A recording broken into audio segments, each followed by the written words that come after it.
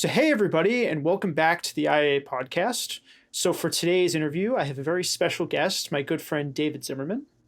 So, Dave has been involved in the series of Dutton-Vocalion SACD reissues. So, for those who are unfamiliar, Dutton-Vocalion is a label in the UK that for the last, let's say, about 10 years now, almost, have been doing these SACD reissues of albums that were released in quad, and they include the stereo versions as well. And these have been primarily, I would say, from the like CBS Columbia catalog, also some RCA, and a handful of Universal titles as well. So I think this video is going to be kind of a sequel, if you've seen it, to the video I did with my other friend Ian, where we talked about some of our favorite quad mixes that have been reissued on modern formats like SACD and Blu-ray. So we're each going to be talking about our 5 favorite releases from the vast catalog that Dutton-Vocalion has released. And then at the end, we'll talk a little bit about which other albums which were released in quad in the 70s and LP or tape, which ones we'd like to see released on SACD. So say hi to the people, Dave. Hi. So, Dave, you want to tell our viewers kind of how you became involved in this space? I mean, I guess I was sort of like a internet know-it-all for a while. I got interested in quad, and then I was sort of like, there's lots of information about the history of stereo recording, and quad to me was such a mystery. Like, who are the guys that did this stuff? Why did they do it? Where did they do it? Where did it end? Like all these kind of things. And there's a big catalog. Like, it's surprising when you dig into thousands. There's thousands of albums. And a very like eclectic mix of music, pretty much across all genres, I would say. Yeah, I don't think there's not one genre, I don't think, that you can't find at least a quad album. Yes. And that's what I thought was interesting. It's like all these guys who are famous for other stuff, they all touched quad at one point or another, big names, George Martin, Bob Clearmountain. Yeah, like all these guys that became famous, they all had an involvement. So it's like I wanted to know what the secret history, Yes. So I started doing some research, and with our mutual friend Adam, into the guys who we started seeing these remix engineer credits on the backs of the albums. I was like, who are these guys? And so I'd done quite a bit of research and started to get kind of interested in the background history of this. And then right around that same time, which I think was maybe like December of 2015, Vocalion put out their first little batch of easy listening records. It was like Cuban Montenegro and Percy Faith. Percy Faith, Henry Man. There was a Henry Mancini and Doc Severinsen twofer, and it was like, where did these guys come from? Like, what? Because those, if you collect quad, you probably have some of those easy listening tapes or records in your collection because there's so many of them. Oh yeah, like if you go into a record store and you find a quad album, chances are it's probably going to be one of those, or like an Enoch Light title, one of his Project 3 albums. Yeah. Yeah. So to me, it was just really kind of intriguing. Like who are these guys, and why are they making all these? It seemed like they were making like 2 or 3 records a year, just pumping them out, So they put out these records in 2015, and I guess Audio Fidelity had done they were sort of in the midst or end of their series of quad reissues. I want to say they were like right at the end. They had actually done a stereo only version of Musicmagic, which we're going to talk about. We were like, uh-oh, what's Yeah. So they came along with these records, and I guess I was just sort of full of hubris. I thought, I know a bunch about this stuff. So on Dutton-Vocalion's website, they have a tiny little web form where you can send a comment. So I thought, I know lots. I'm going to write them and offer my services, even though I have no experience. And so this blog, like, it wasn't even the full width of the page. It was just a little thing, and so I started typing. It probably came out like a message in a bottle from a crazy person, you love this stuff, and I could really help you.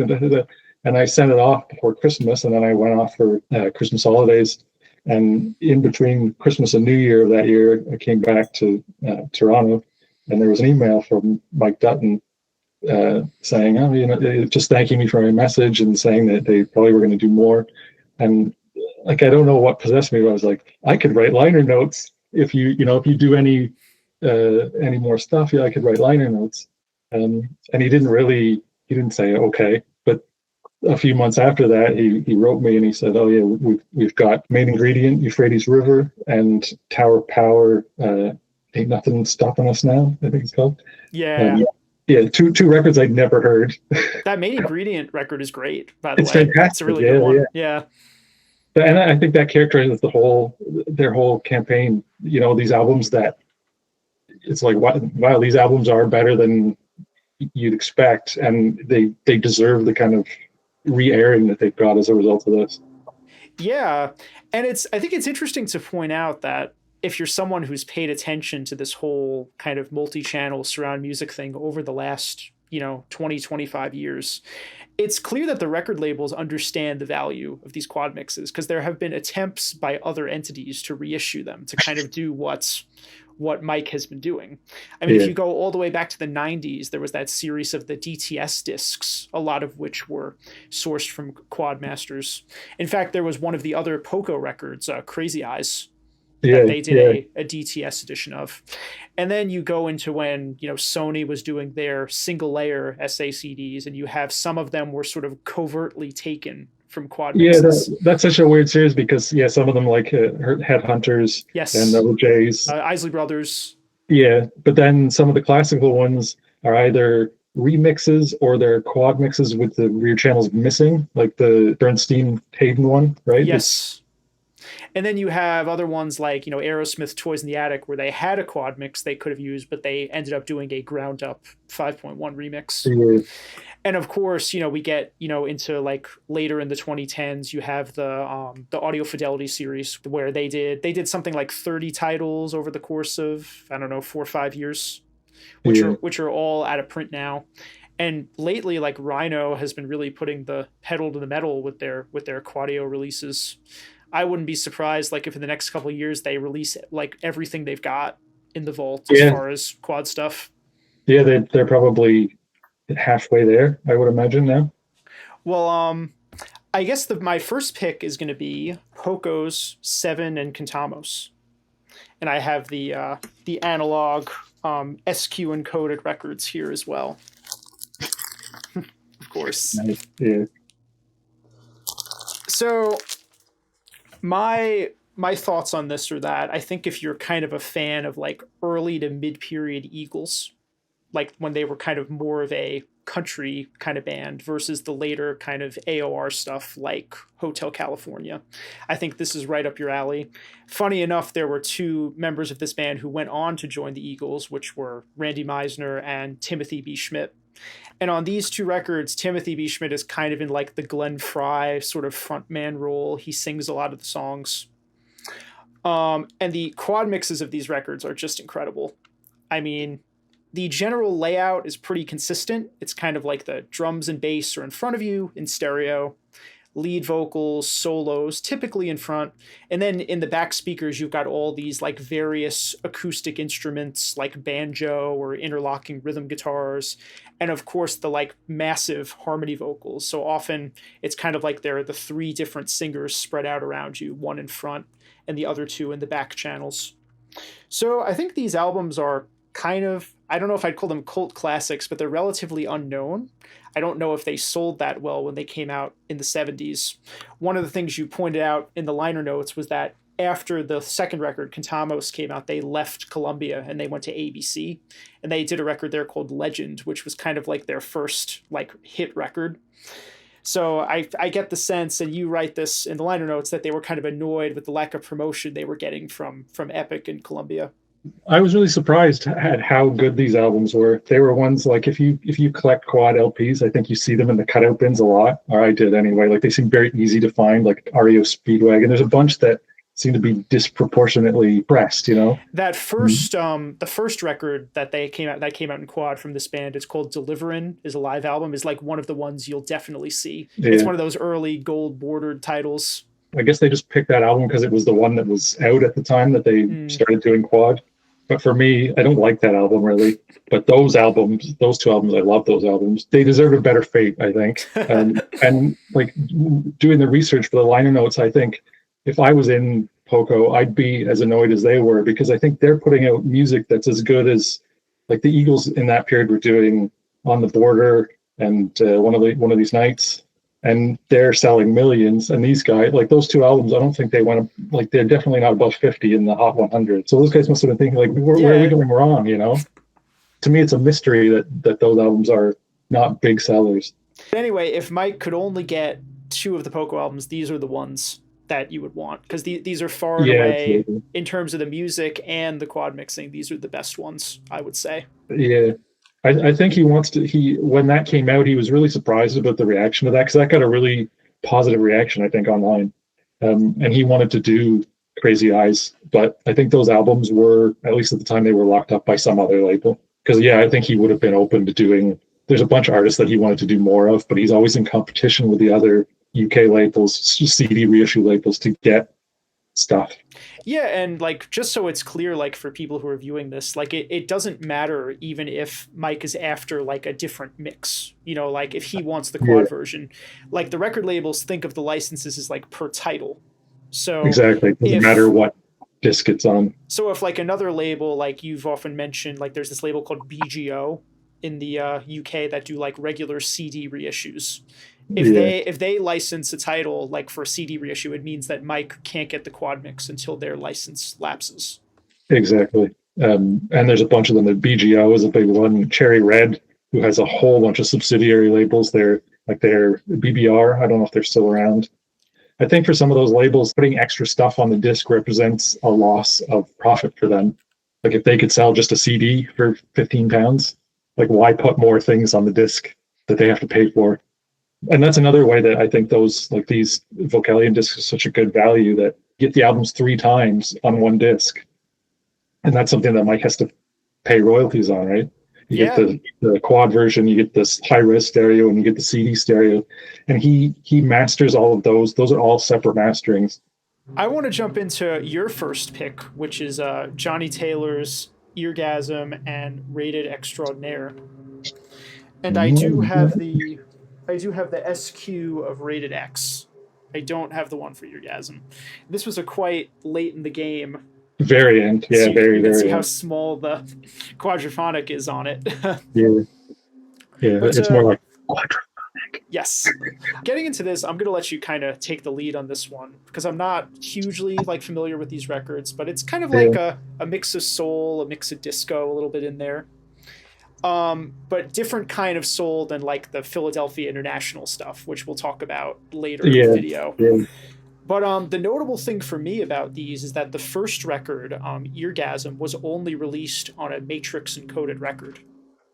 So I've talked about in other videos, and we don't have to like rehash it here, about how this process that CBS had invented to essentially fit the 4 channels onto an LP, where they would sort of blend them together and then they would get pulled apart again. You would lose a lot of separation between the 4 channels, particularly in the front-back direction. And sometimes it would be to the effect where like it doesn't even sound like the same mix. Like you can't even tell where the individual instruments were supposed to go.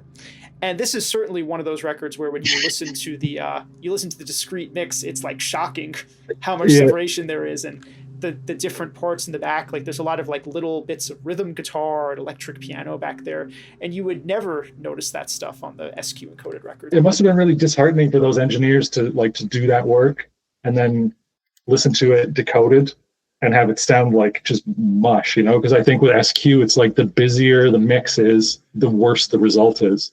It's like if you have a record just with one guitar doing something by itself, going around that, it works great. But when the whole band comes in, the sound field it feels like there's an elastic band pulling the 4 channels all towards each other.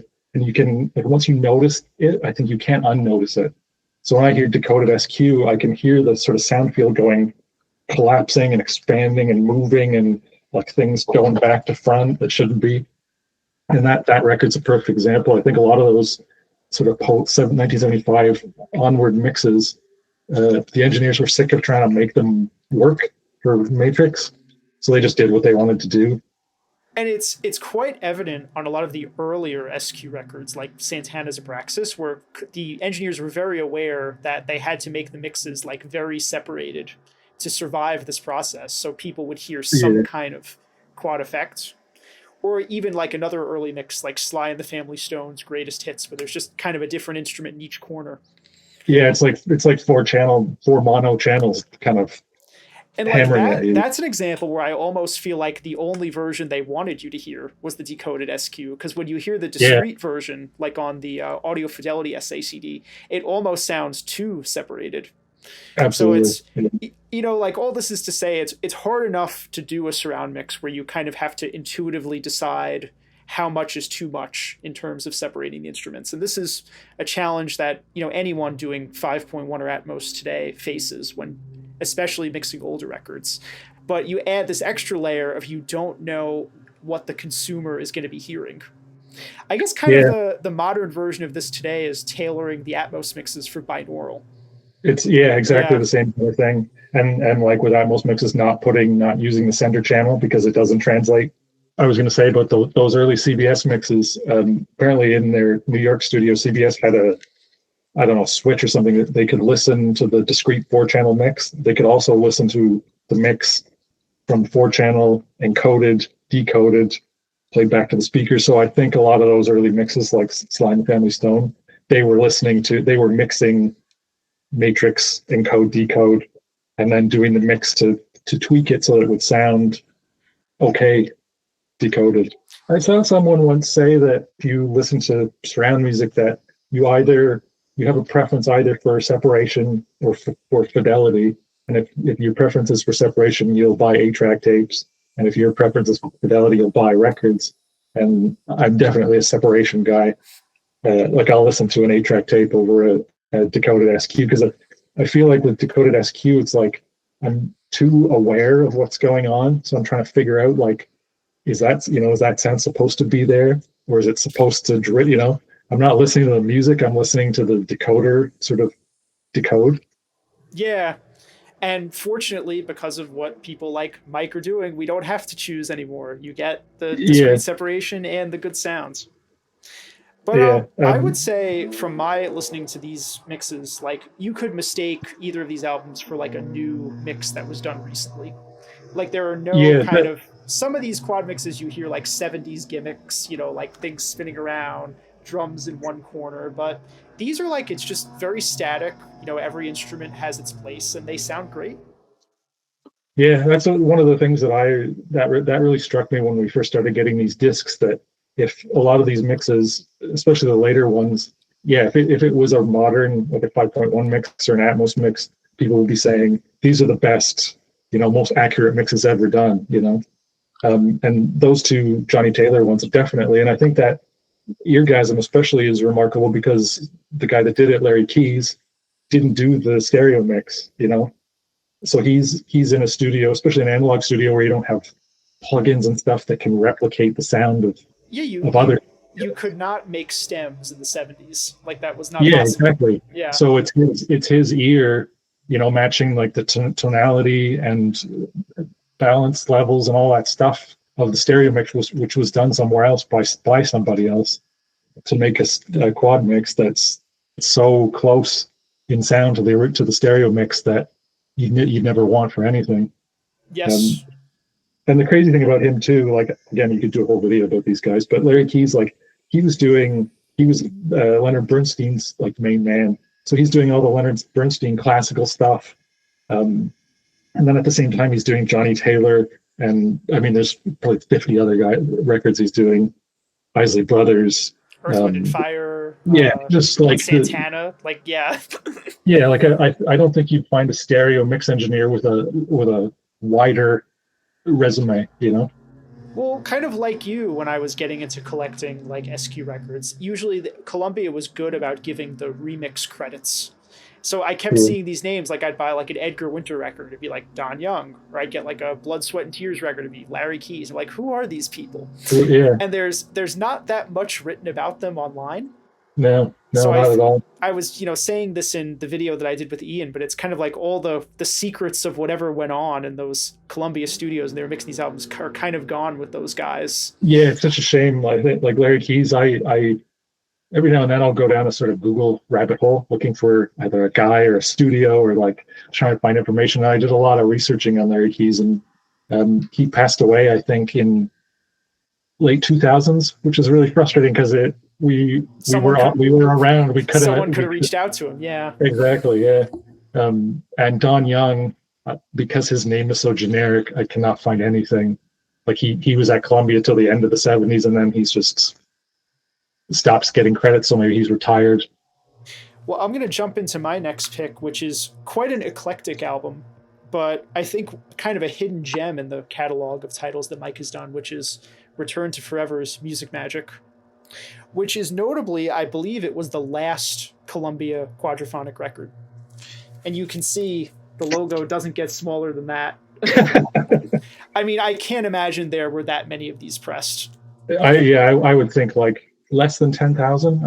I wouldn't imagine there'd be much more than that. And there was an 8-track, but I've never seen a copy. Yeah, I think I've seen maybe 2, 3 in like 25 years. Like they're just so few of them, you know. Well, I guess if you're familiar with Return to Forever, you know, the albums that I had were Light as a Feather, which has that song Spain, which my high school jazz band played that song. So it's, you know, it's like it's a standard. And then there's Romantic Warrior is the other one I've got, which is the record that came right before this, which is kind of more of your typical 70s fusion. But this record is not like Romantic Warrior. It's a different band. It's a whole different thing. Most notably, it's got vocals. So Stanley Clarke is one of the singers on this album. And then Gail Moran, who I think was Chick Corea's wife or girlfriend. Yeah. She had pedigree though too, because she was in the later version of the Mahavishnu Orchestra. And she plays keyboards on this album as well, but she played keyboards for them as well on Apocalypse and Visions of the Emerald Beyond. But yeah, I'm not quite sure like how you could describe this album. It's kind of like a mashup of a lot of other like 70s jazz things. Like it has sort of the weird atonal dissonance of Mahavishnu in places. Then it has these big horn sections that make you think of like BS&T or Chicago. Yeah. And then when you add in the vocals, there's this like sort of theatricalness that's added to it. And of course you have Stanley Clarke's bass playing, which is always great. All this is to say the ingredients were there to do a really off-the-wall quad mix, because there's a lot of elements on this album. And one of the things we were talking about off camera before we started the video is that it's quite a strange mix in that the Stanley Clarke's bass is in one of the back corners, and then the entire drum kit, like all of it, kick, snare, is in the other back corner. So you get this feeling like you're kind of in the studio surrounded by the band. But it's not quite that, because there's also like a lot of overdubs on the record, and there are some parts where things move around. Yeah, actually, I read an interview with Chick Corea, and he actually mentions this mix, and he was really incredulous about it, because I guess for that album it was recorded on 24-track, but he also brought a 32-track or 32-channel mixer, and they made, I guess they were basically doing bounces of multiple tracks down to stereo pairs. So I guess the multi-track is almost like a bunch of stems. So there was tons of stuff on it. And he was like, we worked for 2 weeks, day and night, to do the stereo mix. And these two guys from CBS come and tell me they can do a quad mix in 2 days. He was really annoyed.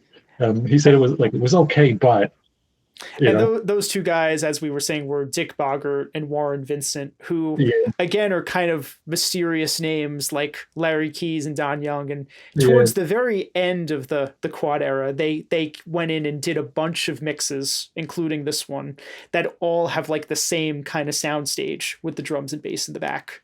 And I think that's why they could do it so fast, because they had this formula where it was like drums, bass.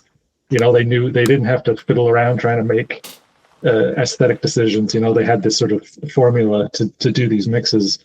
Like that Tower of Power album is mixed like that. One of the Mac Davis records. I guess it would be the last same one. It's the 1977 one. The Minnie Riperton album, I think that they did, is like that. Like I don't think those mixes, that mixing style, I don't think it ruins the records. It's just not quite what you want. You know, like I'd just like to have the drums. I think there's something about having stereo drums with that bass guitar like right in the phantom center, where it locks in with the bass drum. And when you split them up, you lose a bit of that. Like it's fun to hear you get a kind of syncopated thing with the two instruments, but you lose the power of the rhythm section by pulling them apart. I think since we've gotten to the modern era of 5.1 and now Atmos, the putting the drums in the back is something that's kind of fallen by the wayside. I haven't heard a mix in a while that's had the drums in the back. And there are some interesting ones from the quad era where the drums are like mixed in stereo but in the back, which is pretty neat. Like Mahavishnu's Birds of Fire is a good example of that.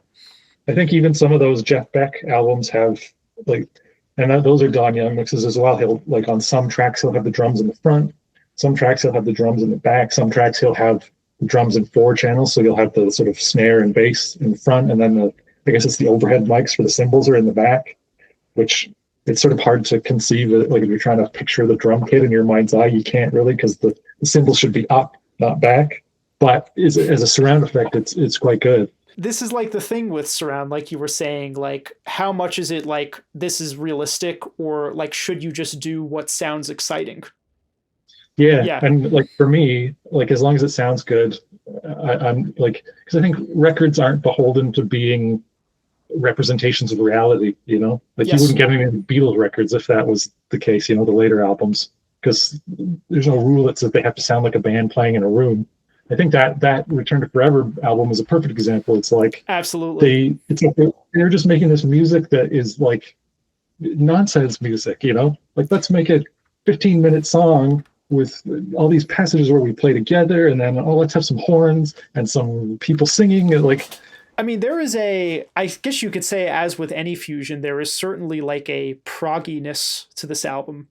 Yeah, I was thinking when I was listening to that today, like you were saying, it's hard to classify. Like I think if that album was made by a British band, it would be called progressive rock, because it's not like there's definitely jazz improvisation in there, but there's a lot of like those sort of stop-start kind of coordinated bits where they all play together and they stop and then they play and they stop.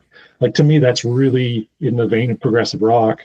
And then there'll be parts that are big band parts, and then things where there's kind of like harmony vocals together and then backing vocals all around. Like, it's an album that sort of defies. I think if you label it by one genre, you're not really doing it any favors. Exactly. And, you know, I often feel this way when I listen to like older records, but it's amazing like that the record company like allowed this to be made, right? That's the 70s, right? It's like the guys in charge of the labels, it's like they knew that they didn't know anything about music. So they left the bands to just do what you want to do and make the album and then bring it to us and we'll figure out how to sell it, you know?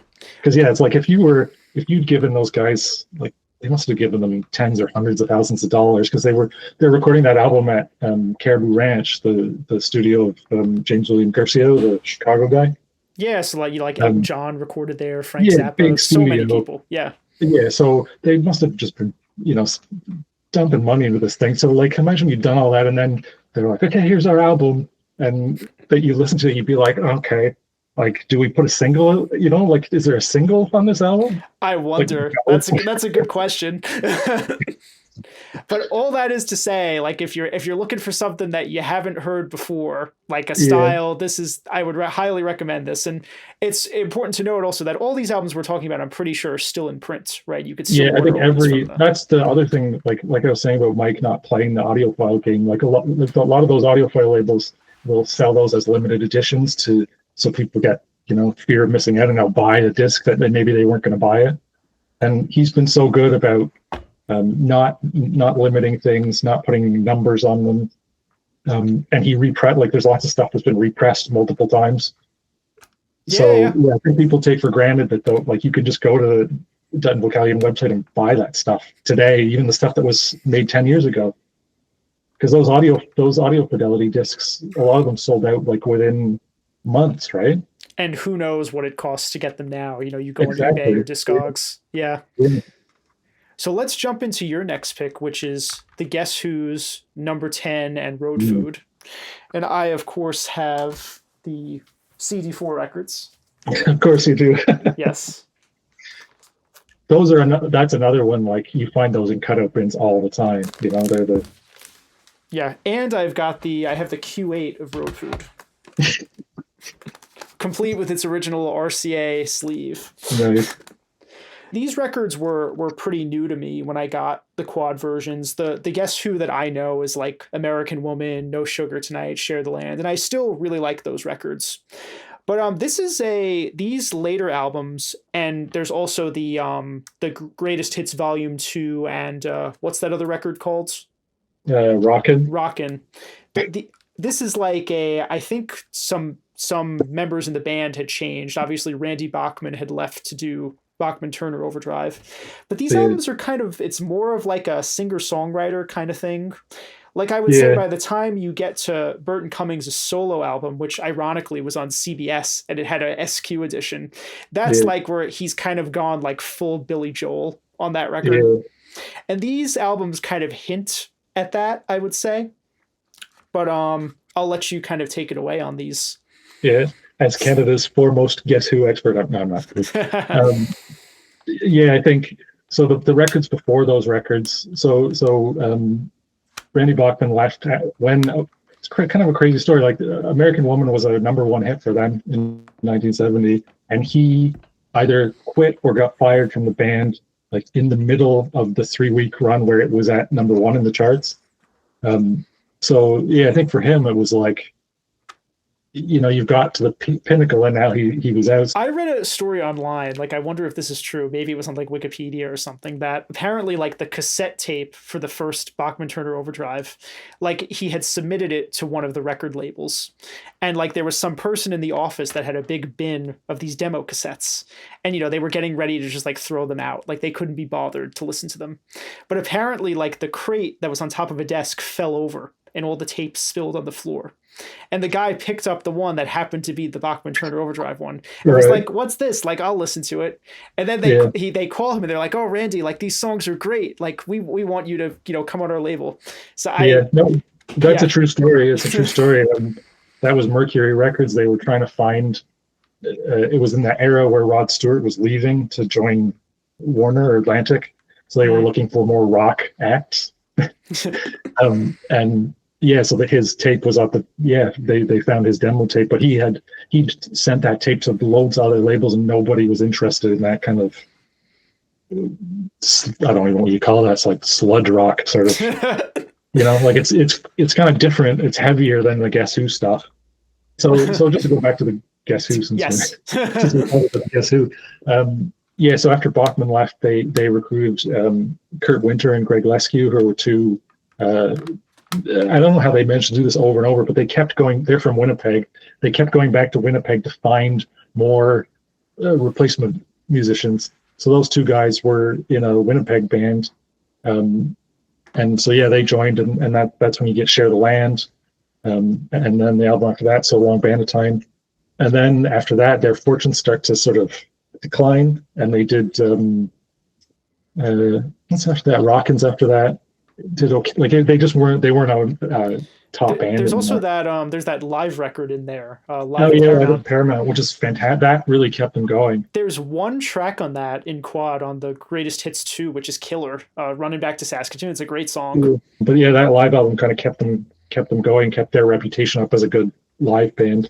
So after Rockin', they did this album called Artificial Paradise, which is a really good album it's one of those ones, great album, terrible artwork. Terrible quad mix too. Fake quad mix. Yeah. The pointing, I think there's 3 Guess Who albums that have fake quad mixes. That one and the 2 1975 albums, Flavors and Power in the Music. Power in the Music, which is weird because their producer Jack Richardson is a real quad advocate. He did there was a Consumer Electronics show in Toronto in 1975, and he did a whole demonstration. He brought a 16-track mixer and a tape, and he built a quad mix in the auditorium. So he was really into it. So wow. I don't know why they didn't bother. Like, I don't know why they didn't bother doing a real mix. And if they weren't going to do a real mix, why did they put out 2 fake albums? It's another one of those mysteries. Things. Yeah. Yeah.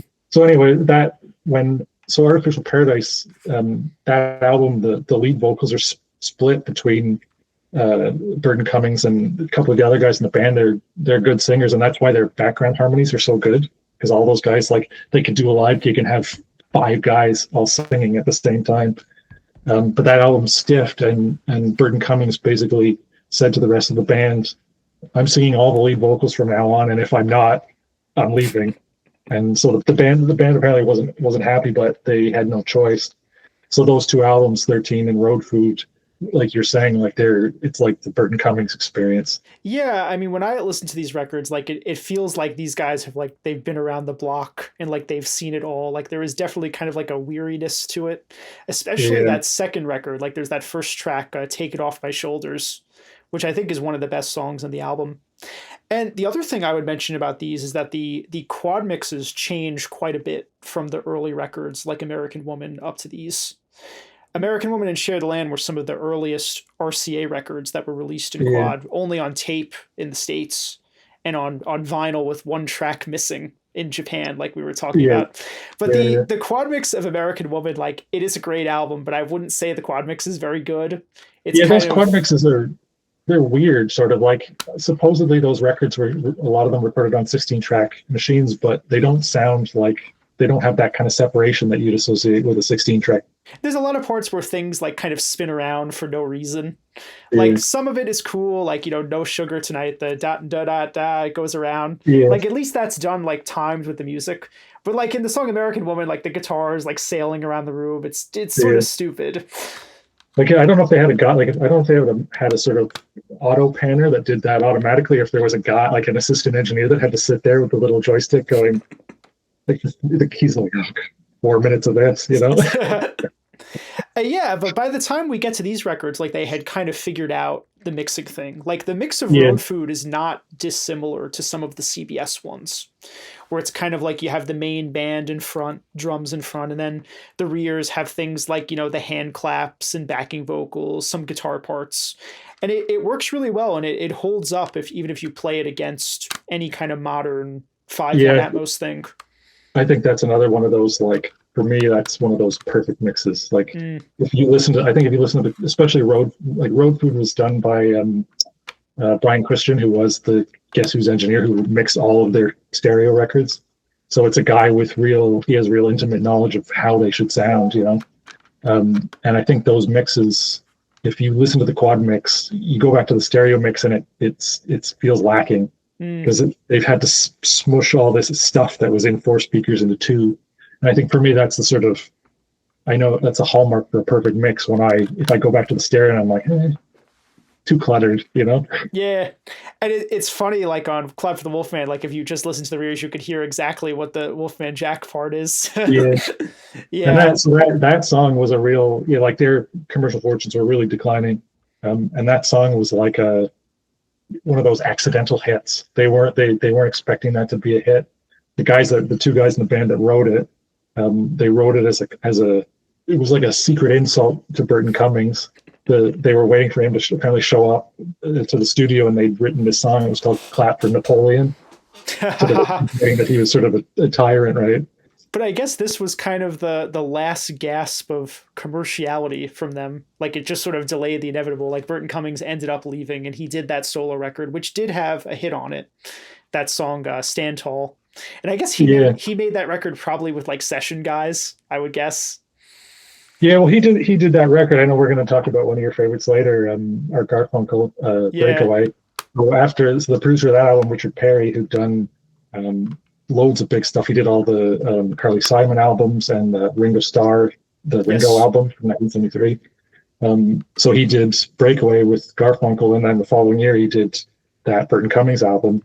So in a way, like, you can look at albums like in terms of like the artist discography, but that's your Richard Perry production discography. And I think he brings the same kind of sound from Breakaway you hear that in that Burton Cummings album. Yeah, I really like that record. So I would recommend that one as well. Mike was also able to do the quad version of the Burton Cummings album. And it has a bunch of the subsequent albums that he made that are, obviously there were no quad mixes of those albums. Quad was kind of gone by the time he did the next record after the one that was just called Burton Cummings. Yeah, so let's jump into another one of my picks, which is one of our joint favorites, I think. The OJ's Survival and Family Reunion. And of course... I got this. Of course, yeah. You could really miss this one in one of the record stores. And then for Family Reunion, this is the quad version, but when I bought it on eBay, it had the stereo jacket, which is disappointing. Oh, right. Wow. But it is the definitely the quad pressing in there with the gold label. We trust you. Yes. And much like with the Johnnie Taylor record, these were only released on the SQ vinyl. So I will tell you, the first time I listened to this disc, it was shocking how good these mixes are and what they sound like.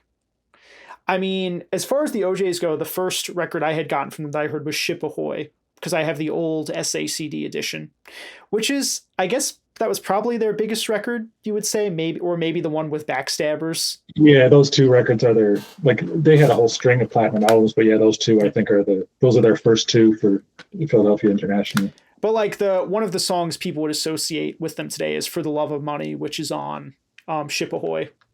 And yeah. that's a really fun quad mix with a lot of like moving effects and things. Yeah, the quad mix is way better. Like I listened to the stereo. In the stereo mix, the bass guitar doesn't move. It's not pan. It's right in the middle, and it never moves. And I was listening to the stereo, and I was like, this is boring. I missed that. Yeah. Yeah. But I think these records are kind of, I guess we think of them as a pairing because they're on the same disc here. But I think Survival is kind of like the more aggressive side of the OJs. And then Family Reunion, you get into kind of like the smoother stuff. One of my favorite tracks on it is there's like a ballad type song on Family Reunion called You and Me, which has these incredible harmony vocals, which are, yeah. And of course it's got I Love Music, which is another one of their biggest hits. Yeah. It seems like every one of those albums in the 70s has a number one single like that. Like that one has I Love Music, and then the next one has my memory's failing me now. The next one's Message in the Music, right? There's Stairway to Heaven's on there, and that's Stairway to Heaven's on that one. Yeah, but each one of those records had it's sort of the genius of Gamble and Huff. They always put the whole record's great, but it's like they knew which song was going to be the big one, you know? And every one of those records has a huge hit on it like that. Yeah. But again, like these are kind of similar to the Johnnie Taylor records. There's not a lot of like sort of gimmicky moving stuff. It's just very well separated. A lot of times you get like kind of the full group vocals behind you, and then whoever is doing the solo lead part is in front. Generally kind of like drums in front, but there's these little like percussive bits like bongos and shakers often placed behind you. Yeah. The horns on the songs where they have them are usually behind you. And like the sound quality of this disc is just like astounding. Like it sounds better than like some like modern recordings. Yeah, I think there's a real, again, like to go back to the mastering, there's a partnership between the quality of the original engineering and the quality of the remastering. There's little things you can do in mastering and Mike's amazing at it. He can bring out that there's some quality in vocals that like they sort of hang in the phantom center where you could swear there's a speaker there, that kind of thing. And that's no accident. That's, he does a ton of work to make those albums sound as good as they do. And like those two albums, speaking of albums, that those two records never had good stereo masterings on CD. Like they're really compressed and really shrill. So I think most people probably haven't even heard those records sounding as good as in stereo or quad as they do on that. And we have now, I think we've got the whole OJ's quad discography that Mike has done across. There's this one, there's Message in the Music, and Ship Ahoy, which his Ship Ahoy is a different master than the old one. And it also sounds great. Yeah. Yeah, much better. And it's also got that Live in London album on that. It's a three album set. So it's and that Live in London. So it's only 5 albums across 2 discs, two sets. Yeah. Those 2 albums, I had the sort of good fortune, speaking of reaching out to people, not thinking about what I was doing. I on the back of those records, I saw this name a bunch of times, Arthur Stoppy. Like, who is this guy? So I Googled him. It turns out, he worked at Sigma Sound. So when he did those albums, he did one of those, and he did Message in the Music. He started at Sigma Sound in 1973. He was 20 years old, which like when I was 20 years old, I could barely like comb my own hair. I was just not a functional adult. He started there in 1973, and he assisted on the Spinners album, the first self-titled Spinners album that's been put out by Rhino recently. And then I guess as the younger guy, he was sort of interested in all the technical stuff, and he became the Sigma's kind of like, if they needed a question answered about quad, he was the guy. So he assisted Don Young on, what's the name of that OJ's album that he did? Ship Ahoy. Yeah, so Don Young did the Ship Ahoy mix, but Arthur was the assistant on that because he knew about all the panning placements and stuff. And then subsequent to that, he started to be the guy that did all the quad mixes. So yeah, so I Googled him, like I Googled some of these other guys, and he had a website, and so I sent an email. I'm like, really interested. I love your quad mixes. I was wondering if you could answer some questions. And I didn't hear anything for a couple of weeks, and then I got an email from him, and I think he was really shocked that this thing he'd done for 2 or 3 years, 40 years ago, that someone was interested in it.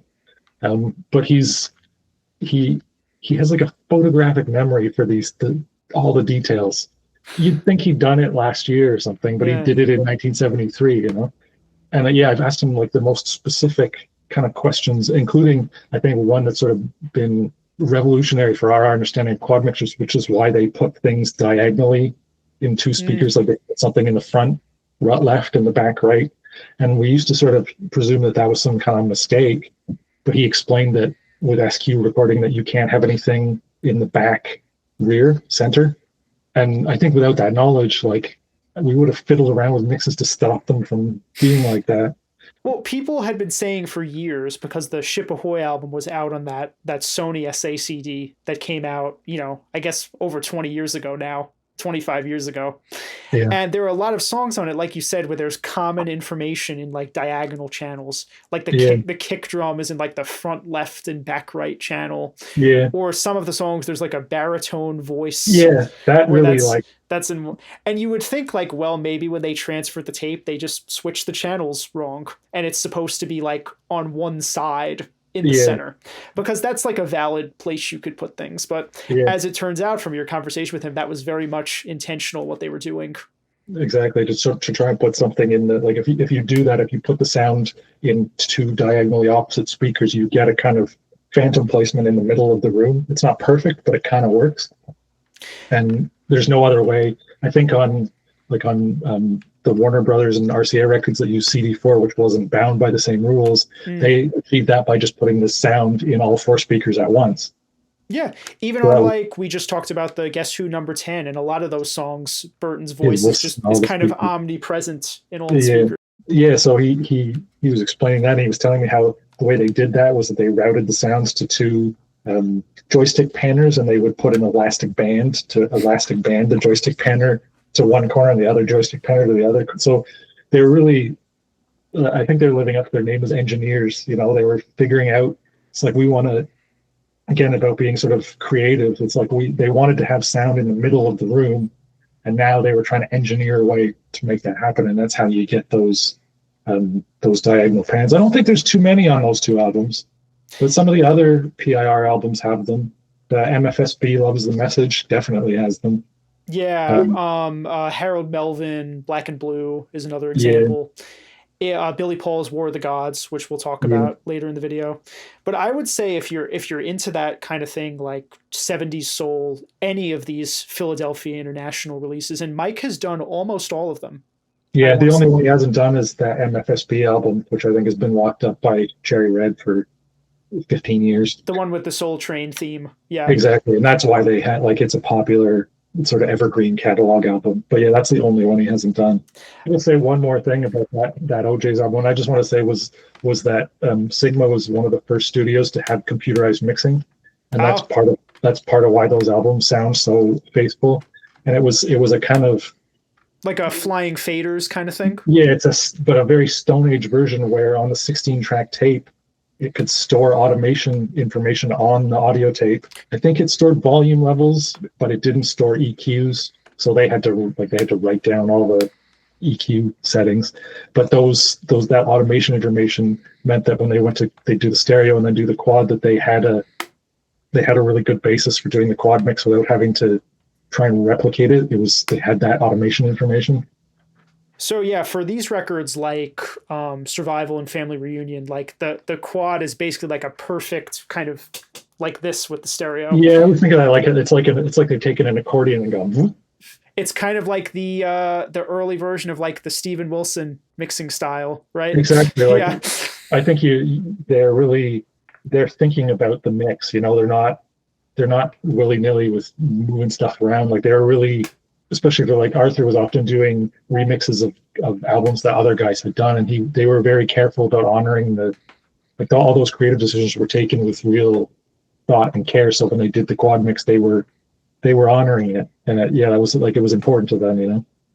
Absolutely. So let's jump into your next pick, which is Rick Derringer's All American Boy and Spring Fever. That's another Don Young special, the All American Boy. I don't have Spring Fever, I only have this one. Yeah. The only song I knew on this record, of course, is Rock and Roll Hoochie Coo, which I think was originally one of like a Johnnie or Edgar Winter song, and this is a cover. Yeah, Derringer wrote it for he's a guy like for me a really interesting story. Yeah, he wrote that song for Johnnie Winter like 2 or 3 years before, and it was on an album, and he played it. So Derringer was part of Johnnie Winter's band, and they played that song live all the time. So he had the sort of benefit of seeing how people reacted to it. So he had a chance to sort of redo it a few years later with the sort of hindsight of having kind of lab tested it, you know? Yeah. I got this, I went to write this one, and I was like, it's not really, I don't know, like not really my kind of guy for some reason, like my own prejudice. And then I started reading about him, and so he was a sort of teenage superstar. He was part of a band called the McCoys, and they had a hit song, Hang On Sloopy, which I think everybody probably knows. And that was when he was 16. So he was basically famous from the age of 16. And they tried to carry on, but they were sort of pigeonholed as this kind of bubblegum pop band. And then he ended up being so his manager was the manager of Johnnie Winter, and he put the McCoys and Johnnie Winter together. He made them his backing band. And there's a bunch of Johnnie Winter albums that are called Johnnie Winter and the and in Johnnie Winter and is Johnnie Winter and the McCoys, but they didn't want to put the McCoys name on the record because they didn't have the rock and roll reputation, you know. So by the time he got to doing this album, it's like he was probably, I don't know, 26 or something like that, but he was like a 10-year veteran at 26, you know. And he was like an in-demand like talent as a guitar player. Like yes, he played on a Steely Dan track, right? And that's like the ultimate honor as a session guitar player. He had some kind of association with them dating back to New York that I think he played. There are loads of Steely Dan demos from before they had their first album, and he was one of the session guys who played on those. And I think they remembered him or liked him or whatever. Because he showed up he's on Showbiz Kids from Countdown to Ecstasy, and then he's on Katie Lied. He plays on Chain Lightning and a couple other tracks, and then he shows up later as well. Like so, they kept using him. And he also plays on some Todd Rundgren albums. He produced all the Johnnie Winter albums. He produced, and then he ends up in Edgar Winter's band. So he's like the most, I don't know when he slapped basically.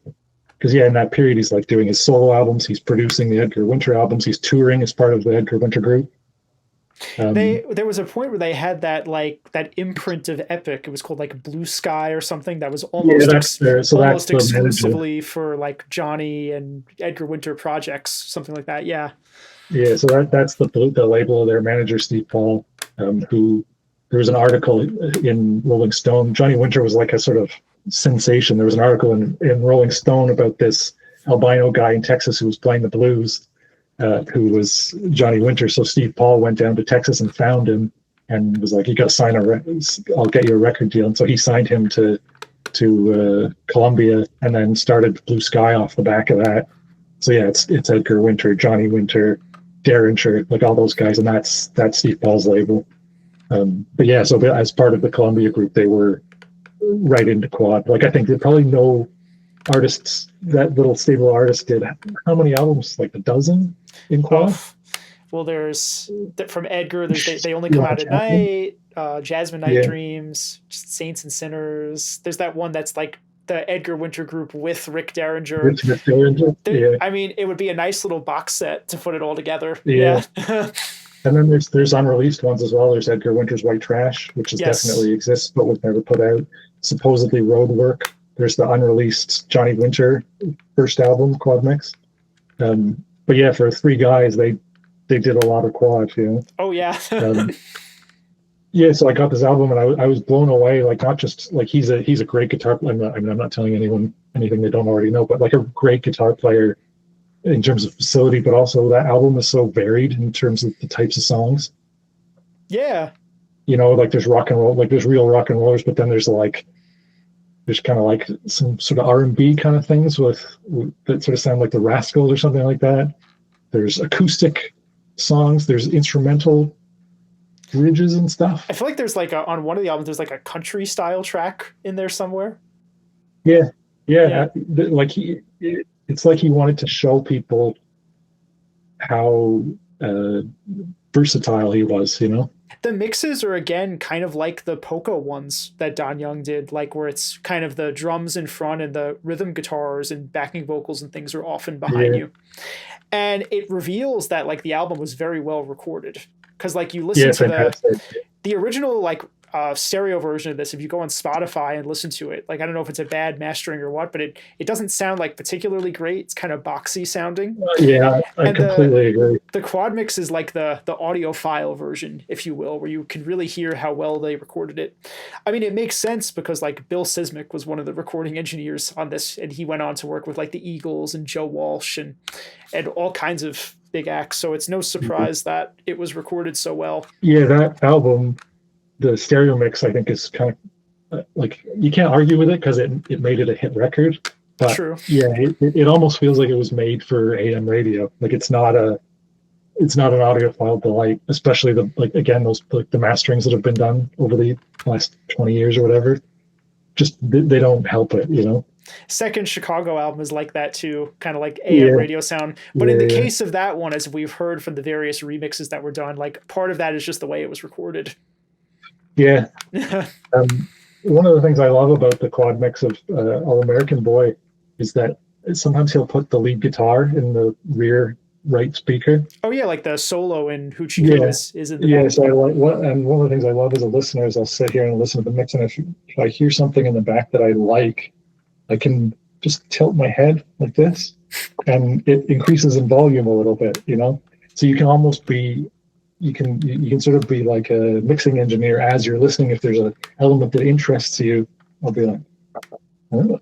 They would do that a lot, and I suspect the real reason for it was to just give the SQ decoders like something to do. But a lot of the rock albums, like the Edgar Winter, like the Aerosmith ones, a lot of the solos are in the back corners. Yeah. Yeah, and I kind of wish that was like, you don't want it in every song and every album, but it's another one of those things like drums and the rear speakers that you just don't get much anymore. And I really like it because this having an instrument isolated in a single speaker has the same effect as when you have lead vocals in a center speaker. Yes. That it gives it a real focus, and you almost feel like you're hearing an amplifier when you hear it out of a single speaker like that. So yeah, I kind of wish there were more modern albums that is judiciously would use that approach. All this is to say, like, for anyone who's doing, you know, surround mixing now, be it Atmos or 5.1, like, you should check out some of these discs because you might get some interesting ideas. Absolutely. Right? I think quad kind of continues the approach of stereo. Like, so many of the biggest records of all time are from that period, like 67 to 77. And that is also the time when stereo mixing was at its most extreme, you know? Yes. You get lots like Led Zeppelin, Whole Lotta Love, you get the rhythm guitar is 100% in one speaker. It was so ahead of its time that there were some records where there were mono, stereo, in quad versions. Yeah, right? Yeah.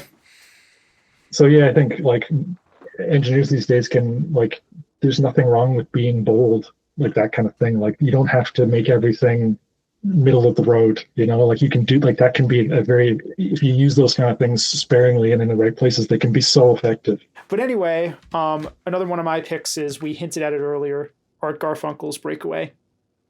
And I think this was kind of the album that showed like that for like Mike could get some big names for the Dutton-Vocalion series, because before this it was things like, you know, Percy Faith and Hugo Montenegro, and this was kind of one of the ones, and he also did Angel Clare as a separate disc that really made people take notice. And this is back in 2018, the pre-Atmos days where there wasn't that much stuff coming out. But I think you kind of gave a good intro for this record, that it's with Richard Perry producing, and Bill Schnee did the mixes. Of course, he mixed, he recorded Steely Dan's Asia, and Elliot Shiner mixed it, if I have that right. Yeah. But I think there's a bunch of guys, like, they used different engineers to mix different tracks. But like Bill Schnee, like I listened to the audiobook of his autobiography a couple years ago. It's called Chairman at the Board, which is very funny. But he tells some great stories in there about working with like Ringo and Carly Simon, and on this Garfunkel record. But I think this record is all covers, right? For the most part. Well, Garfunkel doesn't write music, so it's all music. Like, they're not songs that were, I mean, some of them are covers of old songs, but they're songs that were contributed by different writers for this album. So, it's a mixture of material from outside writers. But it's just like, as you would expect from Richard Perry's, the super lush sounding record. There's a lot of like real strings on this. I guess why wouldn't they be real? There were no synth strings in 1975. But super lush record. There's a lot of elements to work with in a surround mix. And it's another one kind of like we were talking about with the OJs, but there's a lot of like diagonal stuff in the mix. I think this album probably has more, at least as far as I know, like the most, like every song has something diagonally this way and something that like diagonally this way. So you feel like the music's like on top of you the whole time.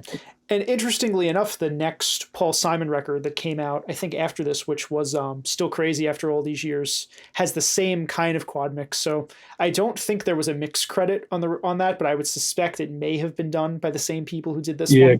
Definitely could have been. They were actually released the same day. So that album and Still Crazy were released on the same day. And they made a whole thing about the fact that song My Old Town is on both albums. Yes. So they were sort of promoting this and Simon and Garfunkel had kind of reconciled at that point. So they sort of promoted these two albums as like a Simon and Garfunkel album in two parts, So if we're doomed never to hear Simon and Garfunkel in quad or multi-channel, we have that one track on here. And of course I forgot to pull this out. Yes. But yeah, I mean, Garfunkel's a great singer, as always. The arrangements on these are great. It's an incredible recording. And another one of the notes I put down about this is there's a song called Waters of March on the album. It's got this neat effect where Garfunkel's voice is in all of the speakers, but it's sort of time delayed, probably to account for the SQ limitations. But it sounds very trippy when you're sitting in the middle of the room and his voice is sort of echoing off all the channels. Yeah, because it's like he's there, but you can't pinpoint where. It's like he's There's a very similar effect on the quad mix of David Essex's Rock On, which is another. They use it a few times. I think they use it on Black Magic Women. Santana, on Abraxas, same kind of thing. Like, I guess all the channels are slightly delayed from each other, and you get this kind of eerie, like, guys right there. And you think about how that had to be done in the 70s, because to do like that with Pro Tools, you would just put a delay plug-in on each track. But they probably had to use like 4 hardware rack-mounted things and dial delays, all feeding each other. Crazy. That's why I think the engineering of that time is so interesting, because you don't have plugins. It's like you've got to picture the thing you want first, and then think about the process you need to use to get to that.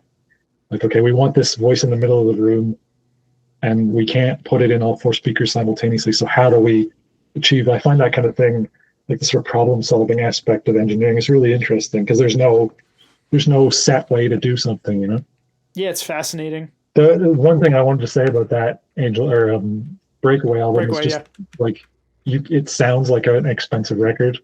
You can hear, like, you look at the credits, I think there's like 6 studios or something like that they recorded it in LA and New York and London.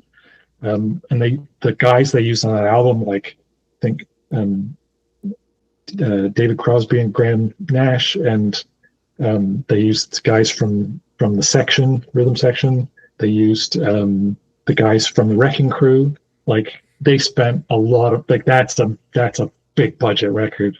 Well, after doing all the Simon and Garfunkel stuff, and after everything that Richard Perry had done up to that point, like they had the money and the trust from the label, to produce more hits. And this record did well at the time.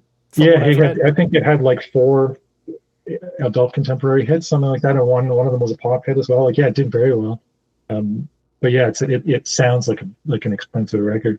That was another one, really, like I had real preconceived notions about Garfunkel being kind of prickly kind of character. So it was really interesting to like sort of learn his backstory and the sort of relationship with Paul Simon. Because I felt like you were saying, that was a pretty high profile title, and I felt a real pressure writing that liner note, like how I need to find something to, like, there's been so much written about these guys already. How do I find something to say about him in this booklet that hasn't been said already? Because I didn't want to just read the Wikipedia page and sort of play that. I wanted to find some new information, and like in sort of deep diving on him, I came to like him a lot more than I mean, how can you really know someone? But yeah, I just felt like my impression of him originally was that he was just a kind of, I hate to say about my impression was that he was a sort of a freeloader. And after doing all that research, he's a really interesting, like he knows that his forte is not songwriting, so he doesn't involve himself with that. He knows that his forte is interpretation of songs and collaborating with people. Like, I think that's what you really get from those 2 Quad albums, is that he understands that he's a character in a bigger movie, that he needs to surround himself with people of equal or greater talent than him, and that the way that he works with them will define how good the music he makes is. Well, you could also, I would say it's to the credit of the producers kind of assembling all these people around him, but I don't doubt that he played a role in it as well. Yeah. It's also a real credit to him that like you're saying, that album is all outside songwriters. Some are covers and some are original, like new songs that were written for him. It doesn't sound like a collection of songs written by 12 different people. And that's a really difficult thing to do, to take, like, songwriting is such a personal pursuit, individual pursuit, to take, it's like Stevie Wonder. That Waters of March is a Antonio Carlos Jobim song. There's stuff by Stephen Bishop, who forged a whole career as a result of getting his 2 songs on Breakaway. There's songs from what else is on there? Oh, Gallagher and Lyle, who are a Scottish pop duo. Like, you really like stuff from all over the globe, and to put that into an album that it has a cohesive sound. Oh, that Moonglows or Flamingo song, which I Only Have Eyes for You. That was a hit single. That's a 80-year-old song, jazz standard. So yeah, to take all that music and find a cohesive sound for it, like that's a really difficult thing to do.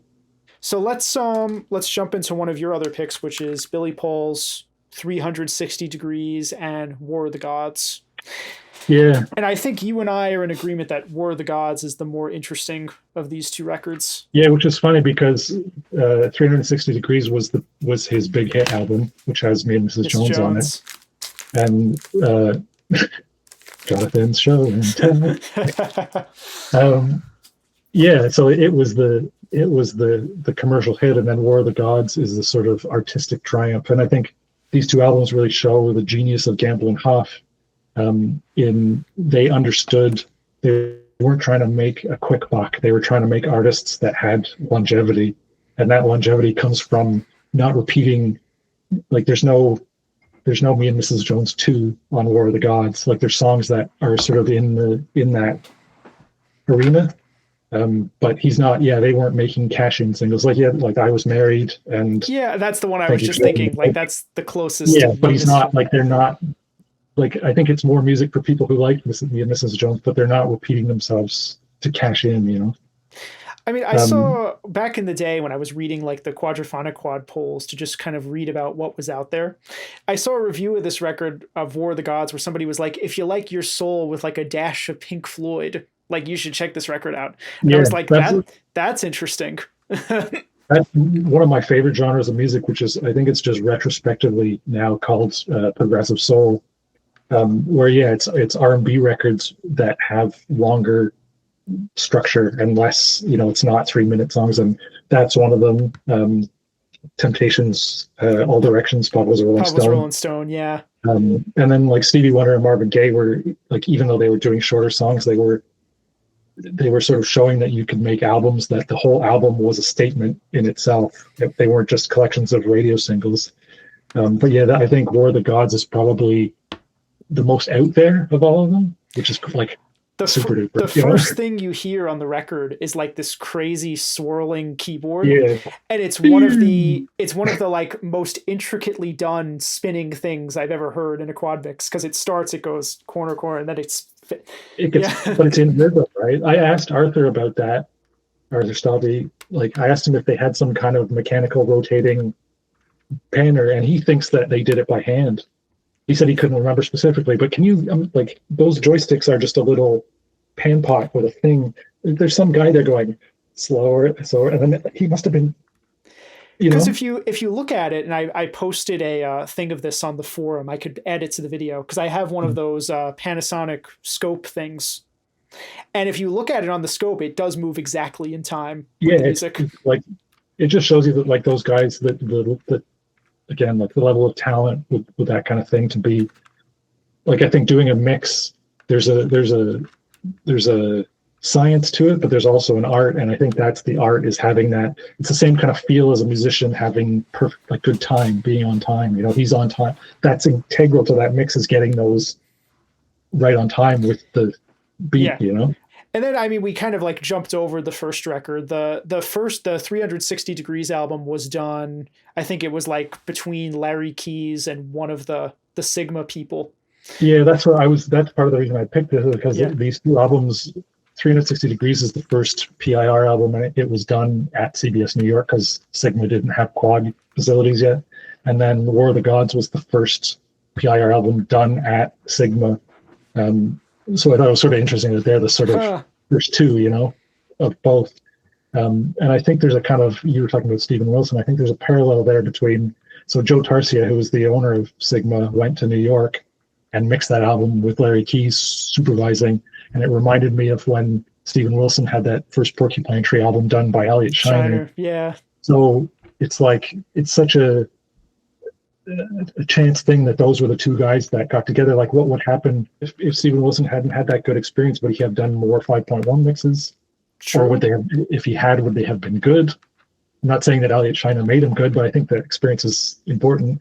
And so, so Joe Tarsia did that mix with Larry Keys, and then went back to Sigma, and then surprise, surprise, all the Sigma mixes are also really good. Like, I think there's a DNA there, Yeah, and I think like the format was just very conducive to what they were trying to do with these records. Like, the idea behind all these Philadelphia International albums was not to like make it sound like a rock band playing on stage with no overdubs. Like, the production is as part of the music as the compositions and lyrics are. I mean, granted, they did go out and tour these albums, but I think like the studio experience was definitely more, the recordings were more lush than what you could do on stage. Yeah, absolutely. I think there's a big credit due there to the musicians, which, like the PIR musicians, which are the MFSB band. They were responsible for all those arrangements. Gamble and Huff would bring in, the songs they brought in were very bare bones, like they were the chords and the melody and everything, but the band itself figured out like it's such a big part, I think, of that Philadelphia sound. Like, there'll be those like accented parts and stop-start parts and big crescendos and stuff, and that's not written. That apparently, I mean, I'm repeating secondhand information, but that arrangement stuff wasn't written into the song. They just had the chords and the melody, and they came up with all of that, all those arrangement things. So I think that's like, in the spirit of collaboration, that's such a good thing when the songwriter writes the song, but he doesn't tell the band how to play the song. So you get the most out of the band when you're letting them use their talents. I think that's why part of the reason that why those PIR albums sound so good, because those musicians were just second to none. The only thing I was going to say is 360 Degrees is one of those quad mixes where there are some like differences from the stereo version, because it was mixed by different people in a different studio years later. The most notable one that people have been talking about for years is that at least part of Me and Mrs. Jones is from a different vocal take, if not the whole thing. Yeah, I don't know. I'm not familiar enough with the stereo version. Like I didn't listen to the stereo version that much, so it doesn't. I know it bothers some people who are. I think it's mostly the build, like the big. There's a big end, sort of grand finale part that uses. Yeah. So I was going to say, I mean, someone in the comments can set the record straight on this, but I think there's an edit towards the end, like on the last me, and it cuts to a different take there. And for the quad, they must have just used the original one. The original. I have to feel like because Joe Tarcio was involved with that mix, that they did that as an on purpose and not as a mistake. Because sometimes they would do that. They would use alternate takes so that collectors, like people who like the band, would be like, "Oh, I got to get the other album because it's got a different version on it," you know. Because they did that when that Aretha Franklin Best Of came out. Yes. The promo material for that trumpeted the fact that 2 of the tracks were alternate versions. That must have been intentional because that was a single inventory release. Exactly. So they were trying to. They're trying to do like we have in the CD era, like alternate mixes and extra things. You know, you want the person who's already bought the album to be compelled to buy it again. And also that Jethro Tull Aqualung. Aqualung has an alternate version of like Wind Up or something like that. That's I was talking about that with Ian in that other video. It's like the whole thing is different. I think it's a different band performance, different singer. Yeah. I mean, same singer, different performance. Yeah, I think like those aren't accidents. Those, for me, I think those are on purposes. Well, for my last pick, since there's one of the things that Mike has been focusing on since he's been doing the label is there's a classical imprint called Dutton Epoch. And during the 70s, Columbia Masterworks, but I think there were also some RCA ones too. They did a lot of classical releases in quad, which you might think like in retrospect, like, huh, like why? But you have to remember that the people who had the disposable income to buy quad records were probably interested in classical music, at least some of them. So there's quite a few of these Columbia Masterworks records for people who don't know that were mixed in quad. And when you think of classical music in surround, it's kind of like you think they're trying to capture the ambience of the hall, which can be very effective. But of course, Columbia, being the quad savants that they were, they did some of these special recordings where they tried to make it feel like you were in the middle of the orchestra. And there are a bunch of them. Like there's the Bernstein Planets that Larry Keys worked on. But my favorite of them is this recording. This is it Boulez or Boulez? How do you? Yeah, I think it's Boulez, but Boulez, the Concerto for Orchestra, the Bartok, and it has this neat cover where you could see how they placed all the instruments in the quad mix. So shockingly, this was not a single inventory release. There is a stereo version of this album. I suspect it's a fold down of the quad. Probably. It came later. The stereo version didn't come out. I think it was 2 years later that they put the stereo version out. So originally it was a single inventory recording. Yeah. And I also have, because I liked it that much, I was able to track this down. And there can't be that many of these that were made. Mm-hmm. And the artwork is different. Yeah. Unfortunately, I had to stab the ear to open the cartridge. Oh, yeah. You know, anyone who's had 8 tracks has had to, it's like doing surgery on your child to save its life. You know, you got to cut into it. And it was interesting to hear how the discrete version of it sounded. Because, you know, with SQ records, there's a lot of bleed. And with an orchestral recording, it's not the kind of discrete separation you would get from something tracked in a studio. There's kind of natural bleed between the parts. But, you know, for a non-Dolby tape, this sounded pretty good. Like, I was excited when I got it. And it is a very discrete mix, you could say, where a lot of the brass is very clearly behind you. You know, if you mute the back channels, you'll hear like a little bit of it. But the mics they used to record it were very directional. Like you talked about how engineering was, you know, perhaps more of a skilled trade in the 70s. The guys who recorded this, because it was recorded on an 8-track tape and then mixed to 4 tracks, they really knew what they were doing, maximizing the separation by placing the mics. And sort of addendum to this is that this album was released on SACD by Sony in the early 2000s. But for whatever reason, even though they clearly had the Quadmaster because Mike was able to do his version, I don't know, I think we concluded that it's the front channels of the quad mix with some reverb added to them. Some of them, I think some of them are that, and some of them, the ones that they did in the 2000s, they actually remixed them in 5.1 from the session reels, but with nothing in the rears. Yeah. So it's like, what a exercise in futility, you know? So finally, a couple years ago, we got the real thing from Mike, and I'm not like the biggest fan of classical music. Like I'm total neophyte with that stuff. But I feel like as someone who's been a big fan of like, say like John Williams' film scores throughout the years, you can kind of hear like the DNA of that in this recording. Oh, I was just going to say, I was listening to that and it feels like the soundtrack for like an insane movie that you don't know the plot to. Yeah. It goes through so many variations and the dynamics are up and down, and yeah, you could almost imagine it, like you say, as a soundtrack to something. But it definitely, like, it has the DNA of like, there's bits of it that are like kind of Star Wars-y, there's bits of it that are whatever other classic film, what have you. But as far as like a surround experience, I mean, it really does feel like you're standing in the middle of the orchestra where the conductor is. It's incredible. Well, that diagram on the front, that actually describes the musicians were placed in that arrangement. Yeah. And like there's things placed here that like in a way that SQ could never reproduce, like these like cellos that are on the side in the middle. But when you listen to it on the SACD from the discrete master, you can perceive that. Yeah. So I think if you're someone like me who's maybe not like a huge classical guy, doesn't know anything, and you just want to try something from the Dutton Epoch series, I think this is an easy recommendation. Yeah, there's a bunch of. I'm the same as you. I like my knowledge of classical music is sort of a fraction of everything else, but there's a bunch that they've done that are like good entry points for people who don't know a lot about classical. Like there's that one that Bernstein, The Planets, is phenomenal. There's that. The Gershwin piano. Gershwin, yeah, that one is really good, and it's got the Carmina Burana in the same set. Really good. There's a couple, like there's also a few SQ records I have of ones that I don't think Mike has done yet. There's this one that's like antiphonal music for 4 brass choirs. Oh yeah. That one's pretty cool, even on the SQ record. You know, it's just like 4 brass sections in 4 corners. Yeah, I think they did one that was like that. Those are the ones that are sort of product of that conductor Andrew Kasdan. Yes. Who was just like I don't know. There's a whole bunch of guys who got the nickname the Quadfather back then, and he's one of them.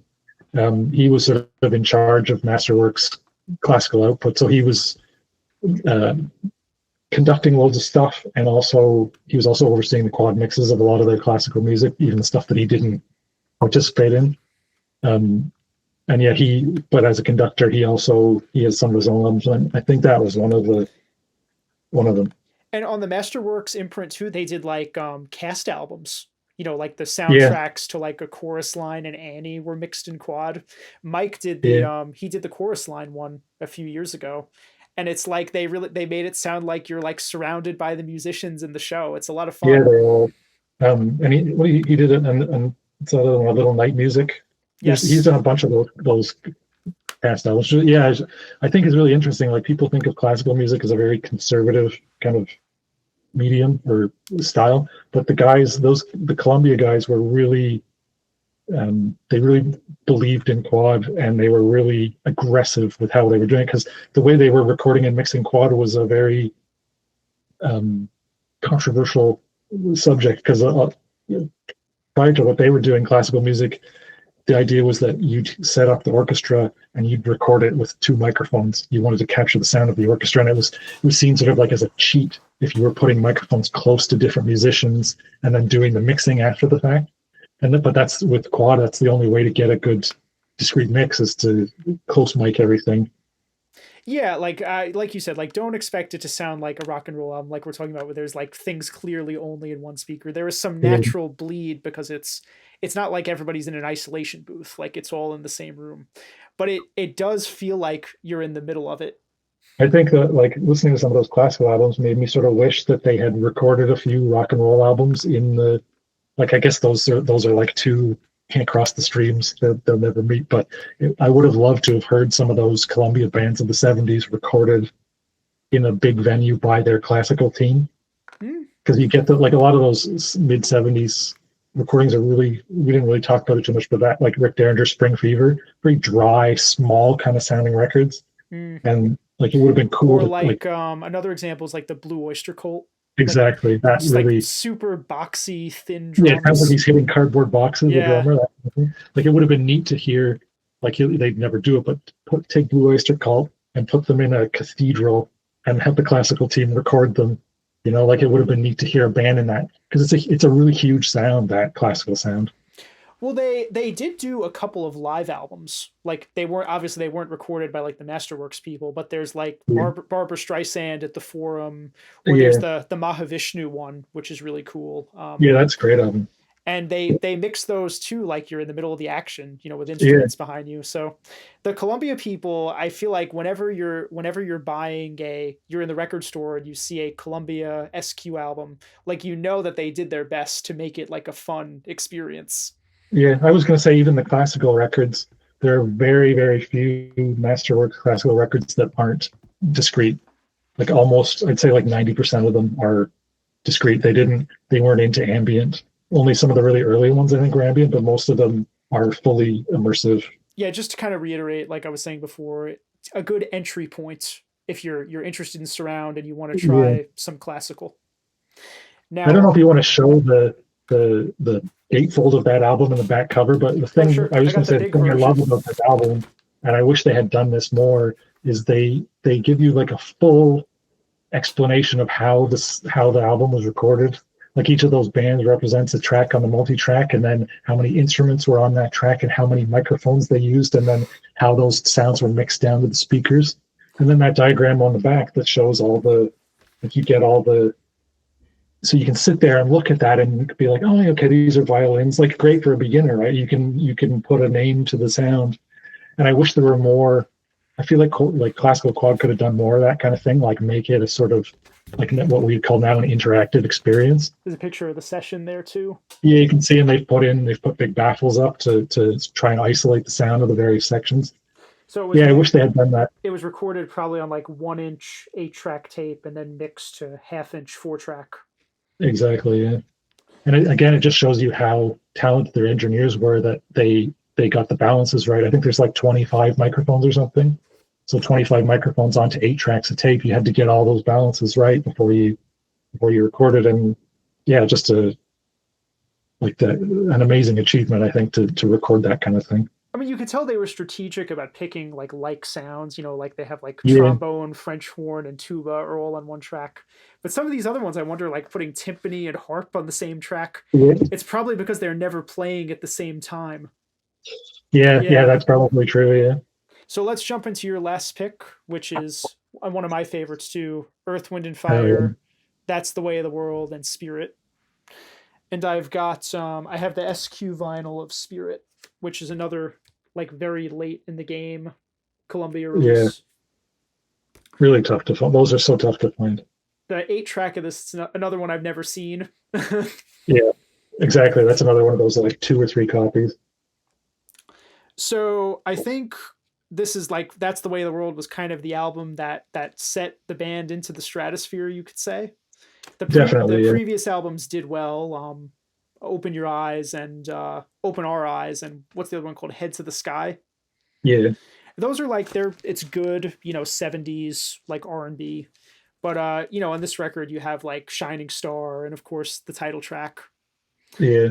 And like we were saying, this is a Don Young mix, and it's one where there are some different things in it. Like in the song Shining Star, I think like there's a vocal harmony missing or something. Or yeah, that Shining Star was a really complicated mix. The way it starts with a few instruments, it keeps building with sets of instruments, and I think it was probably difficult to replicate that in quad. But I don't feel like the quad mix is great in its own kind of. I think that's what I like about quad sometimes, is that you get. The mix isn't a duplicate of the stereo mix. You get a different experience, but it's not a lesser experience. Oh yeah, I mean, I think it's a great mix. I mean, the standout for me is on the title track when you can hear the different singers all around you. I think those albums, like that kind of music, is so well suited to quad because there's so much instrumentation. Like they had so many singers, they had multiple keyboard players, guitar. Like there's horns. There's so much. You get such a palette to play with. I wonder if they'd gotten to a 24-track by this point. Definitely. Yeah. And the thing I like about Don Young's mixes in particular is that he doesn't do that, what we call set it and forget it. Yes. Like you feel like he's listened to every song and really had like a good think about how this should be in quad. And he doesn't, like, obviously there's commonalities to each song, like the drums and bass might be in the front, but you don't get bored of like each mix is a different experience. Absolutely. So, some mixes might have horns in front or some in back or vocals. Yeah, he really spreads it around. The only other note I made on this one is that this is a commonality in a couple of CBS albums where there's one track that seems to be some kind of upmix. Yeah, which is Happy Feeling. And the other example of this, which I talked about with Ian on that other video, was Jeff Beck's Sophie on Wired. Yeah. So I wonder, like, what the story is there. Like, if they couldn't access multi-track tapes for that one song or something. I feel that must be the only explanation. Like, I think that's the only, which is a shame because both of those records are great, and it's such a shame to miss those one. Like Happy Feeling's a great track, and same with Sophie on Wired is a great track. Like, yeah, I think they must have just not had the tape or couldn't find the tape or.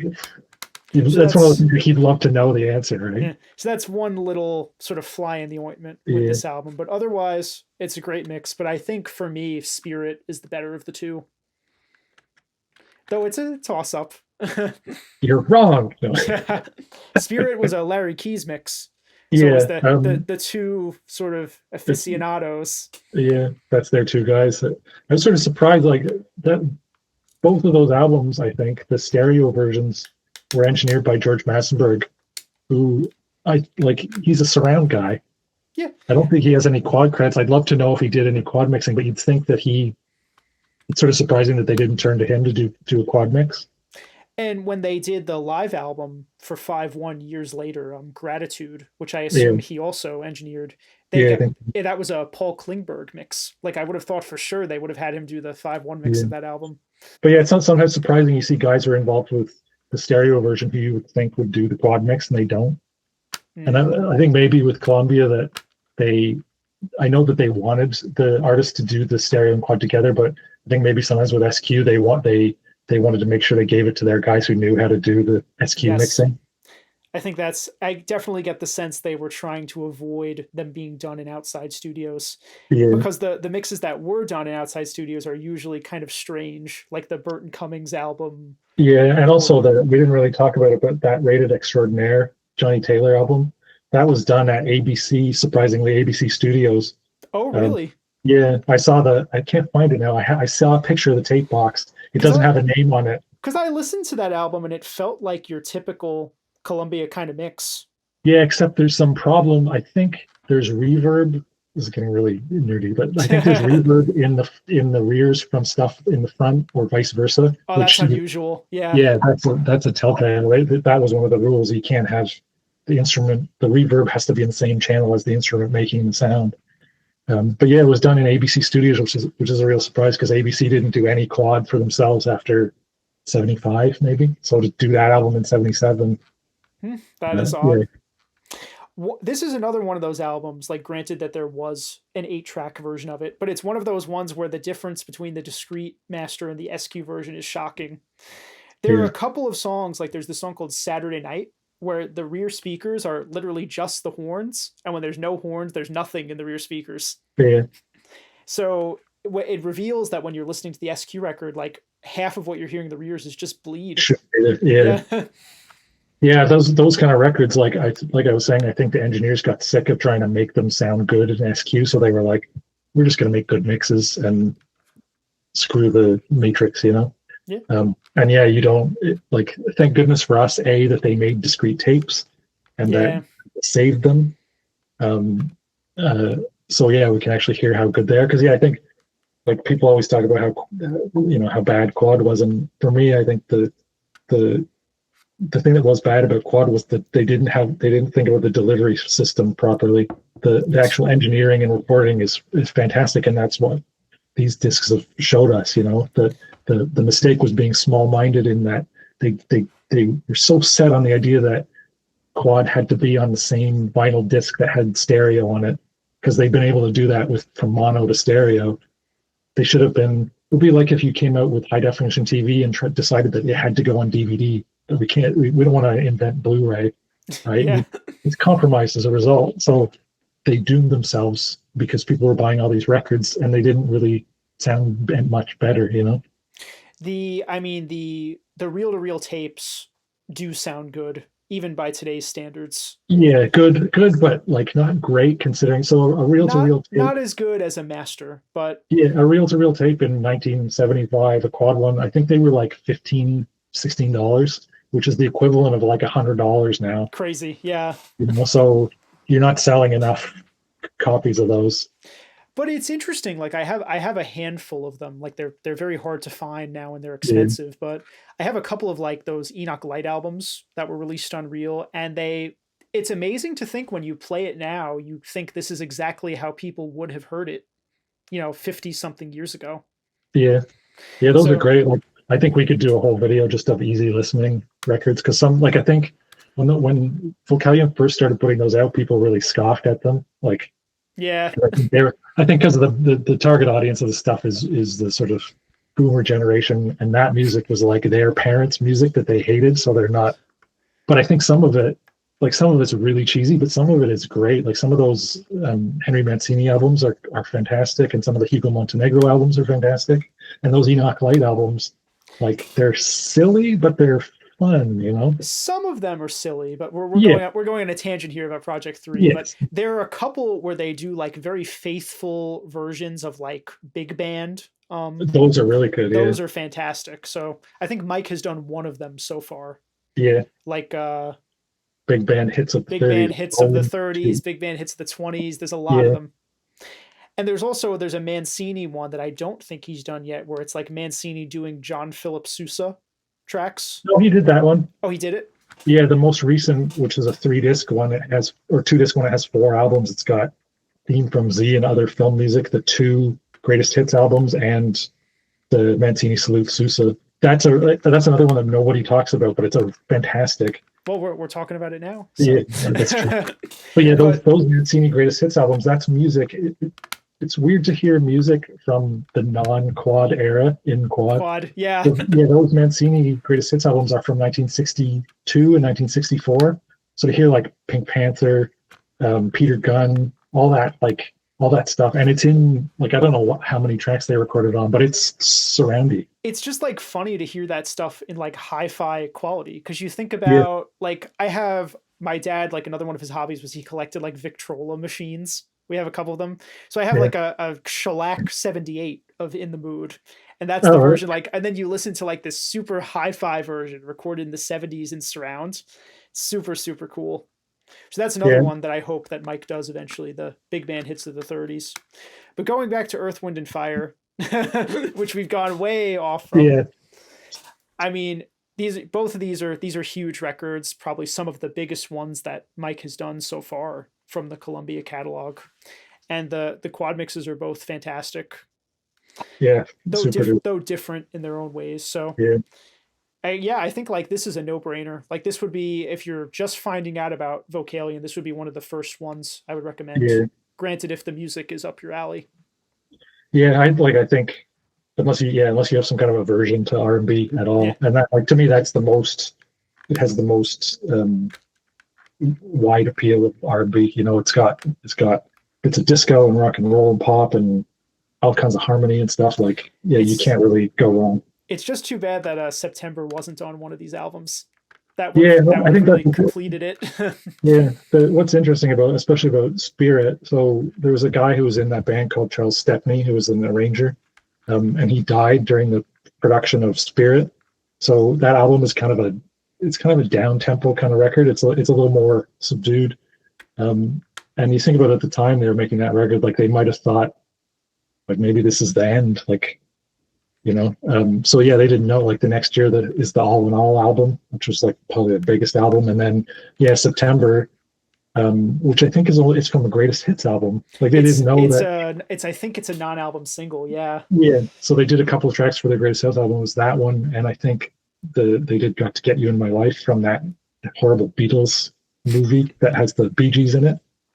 There are a couple of tracks that have been on Apple Music in a while, Atmos mixes. They did Let's Groove and maybe September. I was going to say, yeah, those Atmos mixes are fantastic, really good, like super active. I don't know why Sony hasn't done more Earth, Wind, Fire Atmos, because it's like they could kind of complete the discography, because you've got the quad albums and you've got those couple of 5.1 SACDs, which are great. If they do all in all, and maybe the greatest hits album, like just you're making then not their whole, but like the majority of their great music is all in surround.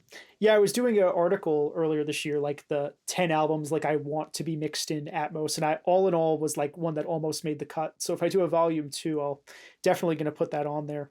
Yeah. So that, if you've stuck around this long, that completes our list. And suffice to say that there's an incredible catalog of music that I would say Mike has kind of rescued with these SACD reissues, particularly some of the lesser known stuff like Poco or Rick Derringer, any of the classical records. We're talking about some of these, big ones like Earth, Wind and Fire. But, I would encourage anyone who's watching this to, explore the website and pick up some stuff, because the music's great, the mixes are great, and I hope he continues releasing these, the liner notes. The liner notes are awesome. Yes. Yes. Make sure you read the liner notes too, because you like me, you might learn something. Yeah. So just as the last portion of this video, I thought it would be fun to kind of, for the two of us to talk about some other 70s quad releases we'd like to see released on SACD by Dutton-Vocalion, because even though they've done a huge part of the CBS catalog, there's still quite a bit left, actually. And a lot of these records have popped up kind of in various places, like on the Reality 360 streaming or Dolby Audio and Apple Music. So one of the ones I'm going to start with is Dave Mason's It's Like You Never Left. And people know about Dave Mason as a member of Traffic originally, but he made a bunch of these solo albums for CBS in the mid to late 70s. 3 of them were released in quad. There's also a self-titled album. There's another one called Split Coconut. But I would say for me, this is the strongest material of the 3. And I think this is another Don Young mix. Yeah, definitely is. So your typical, drums in the front, lots of guitars in the back. There's a song on this one where you can hear Crosby and Nash doing harmonies in the back, which is super cool. Yeah. And if you're just a fan of, 70s rock, 70s singer-songwriter kind of stuff, I think this album could be up your alley. And like with the Poco stuff, I think these kind of died on the charts. He didn't really get anywhere with this. His albums were one of those ones that I only found out about because of quad. I was just buying stuff that was quad, and I bought that one. The self-titled one I think is just as good. So that one is it's from '73, and the self-titled one is from the following year. But yeah, there's not a bad song on any of those albums. I don't think. It's just an enjoyable. He hasn't written Dark Side of the Moon, but he's written those albums are just really easy to listen to. Yeah, I really like his voice too. So yeah, lots of vocal harmonies and all kinds of stuff. So I think you would know better than me kind of what rights things these are tied up in. I don't know if BGO or somebody else did a CD reissue of this. Yeah, I haven't investigated those very recently, but a lot of that stuff is sort of, if you wait long enough, you can get it kind of thing. Those kind of rights things, they're 3 years, 5 years, something like that. So if you wait long enough, you can generally get them. I think labels that have the rights to something, they have the right to sort of re-up their license if something's doing well, which is, I think, what happened with that MFSB. Love is the Message, that Cherry Red are really happy with it. But generally, a lot of those ones, I got a lot of questions on Quadraphonic Quad, oh, can you do this or you can do that? Lots of things that weren't available last year become available because the rights expire to them. So it's just a matter of waiting out. And that's what I kept my eye on, the OJ's albums and the Isley Brothers albums. Every 6 months I'd look up and see, are they still in print? Are they still in print? And then I saw someone, I think it was on the Hoffman forum, someone said that the OJ's and Isley Brothers box sets had just gone out of print, the ones that Columbia had done. Yeah, is it a T-neck era box set or something? Yeah, so I read that and I was like, dear Mike Dutton, you'll be happy to know that the Isley Brothers albums are now out of print. And so yeah, it was that was just, I don't want to take credit for doing anything that I didn't do, but there's certain ones that I was really interested in. I was watching like a hawk because they do become available in time, a lot of them. Well, sometimes also people request albums that are kind of unreasonable. Like people are like, I want the Aerosmith albums from Dutton-Vocalion. It's like, Yeah. The sort of irony of that kind of stuff is that the artists that you most want usually have the most control over their catalogs, so they can say, which is kind of a shame because you don't want to be doing this stuff at the expense of an artist's integrity. You don't want to, like, if they don't want this stuff out, it's like you don't want to be causing them grief, but at the same time it's like if you can get them out, you want to get them out. So yeah, those bigger artists, a lot of them I think have clauses in their contracts that allow them to approve or deny. I think some of them have clauses that they can approve the masterings.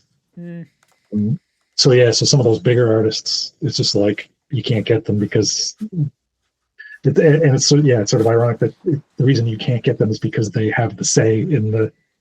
So like some stuff that falls in that category, like just for people to know offhand, like Aerosmith, Paul Simon, Jackson. I mean, they're not CBS ones, but Jackson Browne, the Eagles, yeah. And I think on CBS or on Columbia and Sony, Barbara Streisand. Not that I see anybody like clamoring for that stuff. But. I think she actually owns her own masters now. Who else? They won't license Dolly Parton.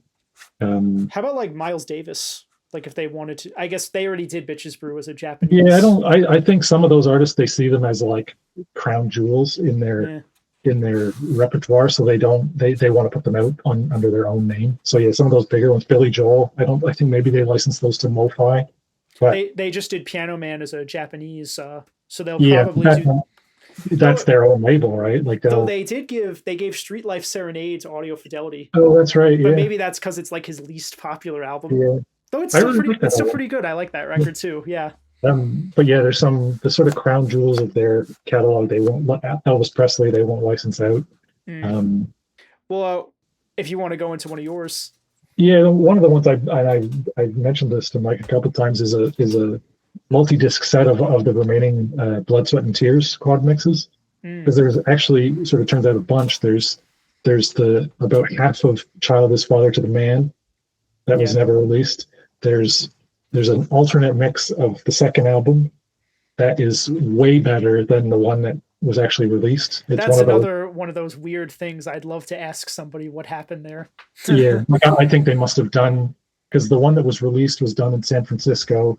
And I think it was done in San Francisco because that's Roy Halley he supervised their San Francisco studio. And I think maybe simultaneously they did one in New York. But the weird thing is the one done in San Francisco, which was put out on vinyl and 8-track, has the single edits of the songs from the Greatest Hits album.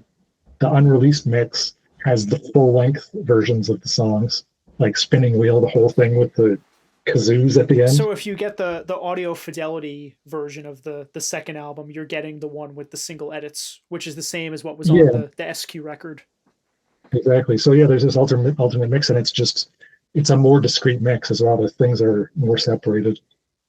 So yeah, you have that. There's the Greatest Hits album, which has a bunch of songs from the third and fourth album that are otherwise not available in quad, and a mix of their album New Blood. Quad mix showed up on streaming. Yeah, who knew that was in the vaults? Which is like, the album is just okay, but the mix is really good. It's the same band that's on Mirror Image, right? Like, what's his name? Yeah, for the most part, yeah. What's his name? That singer who was also in the Edgar Winter's White Trash. Jerry something.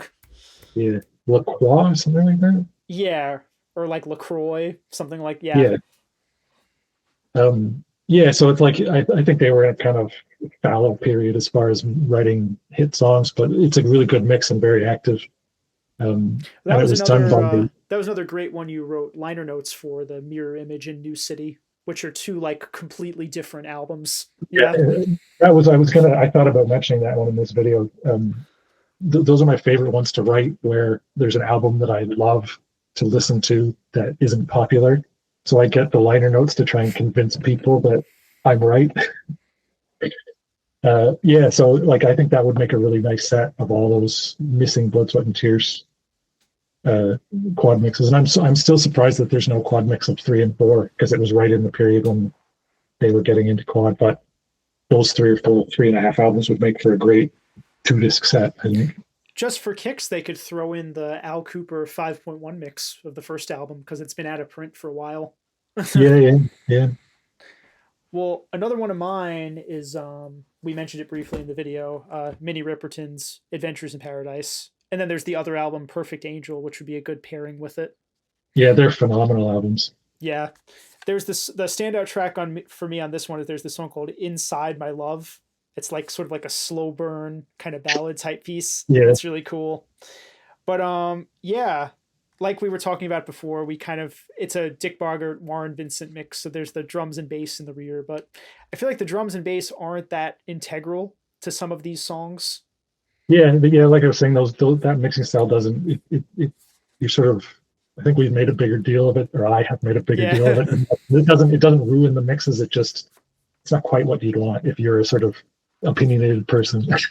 And I suspect as we've discussed on the forums, the reason why that these albums haven't been done is because the rights are no longer with Sony.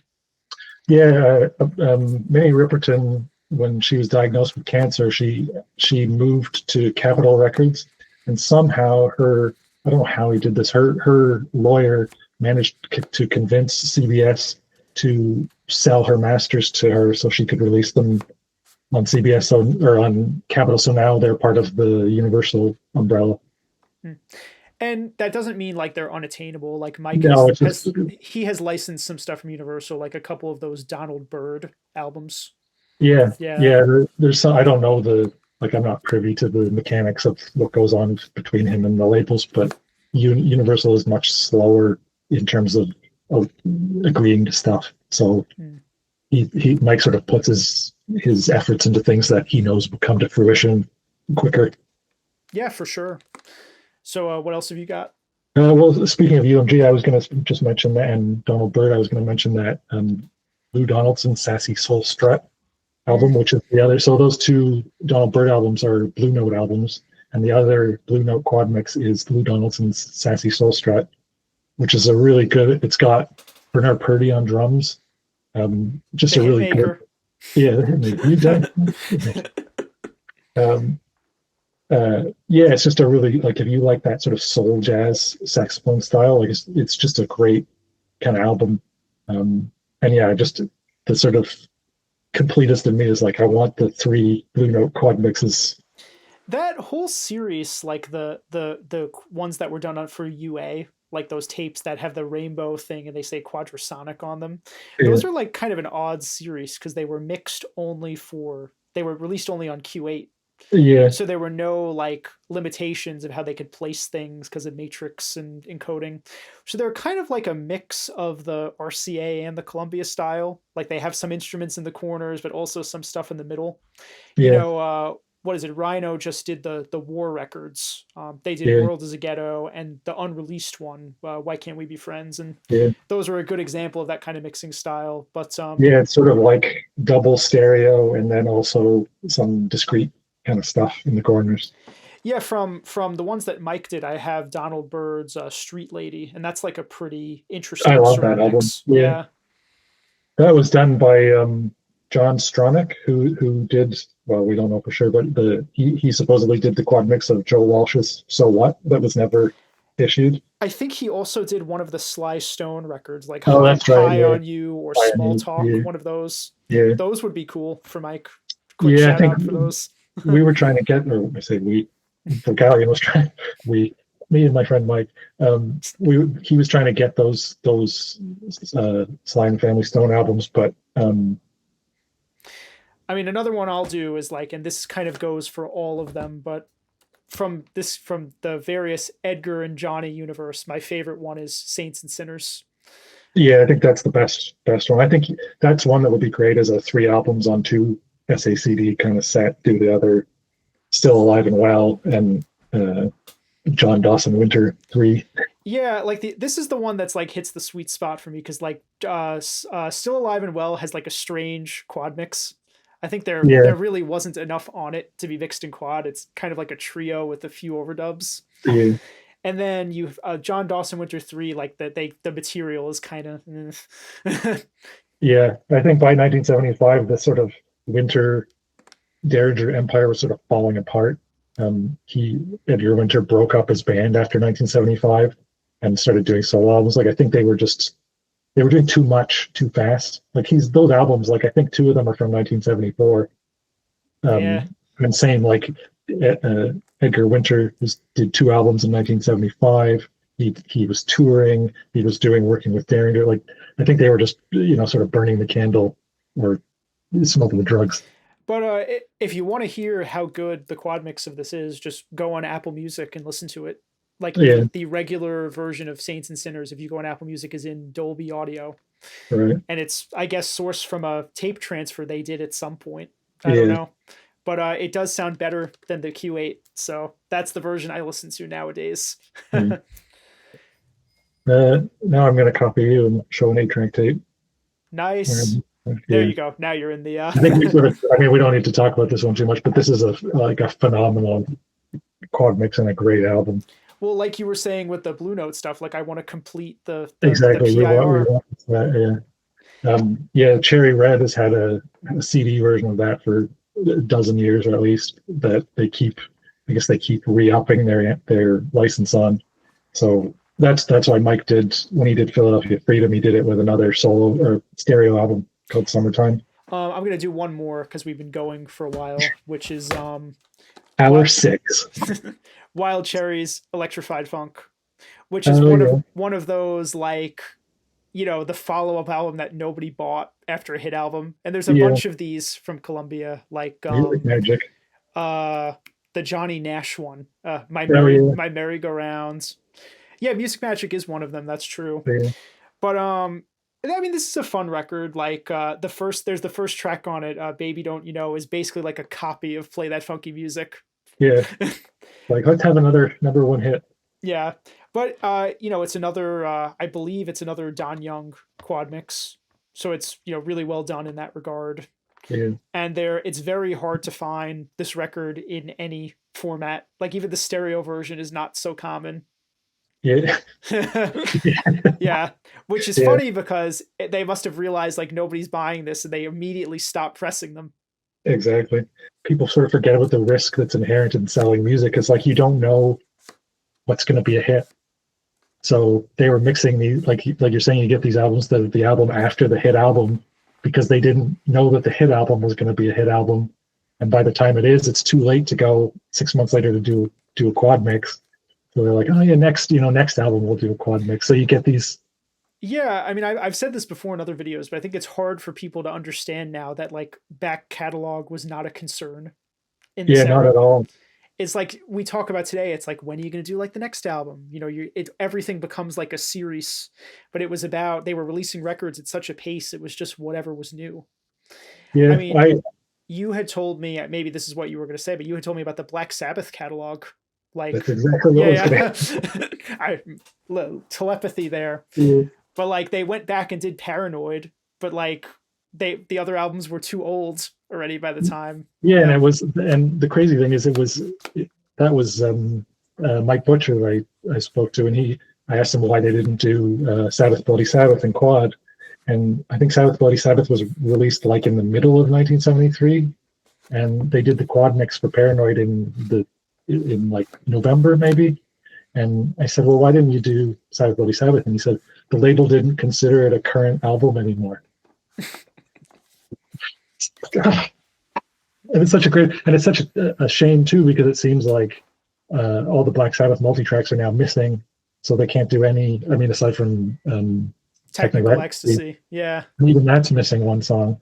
So that like they missed an opportunity to do a quad mix of Sabbath Bloody Sabbath. Then they started to do a quad mix of Sabotage, but he said there was some kind of technical fault after they did the first track, The Writ, and he said there was a technical fault and we abandoned it, and then we never went back to it. So somewhere in the Warner Vault they have a quad tape for one song from Sabotage. Maybe they just threw it away because it was, interesting. Yeah. Well, I'll leave you to your last pick. This is going to be a good one. Yeah, sort of a dark horse, and that is the three. Well, there's 4 Carole King albums, but Tapestry is fake, so I'm omitting Tapestry. I have the another rare piece. I have the CD4 of Tapestry. I think. Oh, really? Yeah. Which it's a fake mix though. Yeah, it's just sort of metallic kind of reverb in the rear. And then they did a 5-1 of it, which like isn't much better. Yeah, it's just okay, you know. Yeah. But yeah, the quad mixes of music, rhymes and reasons, and fantasy. I think fantasy particular, like those mixes are really subtle and nuanced. Like there's things like alongside walls, and there's some diagonal stuff.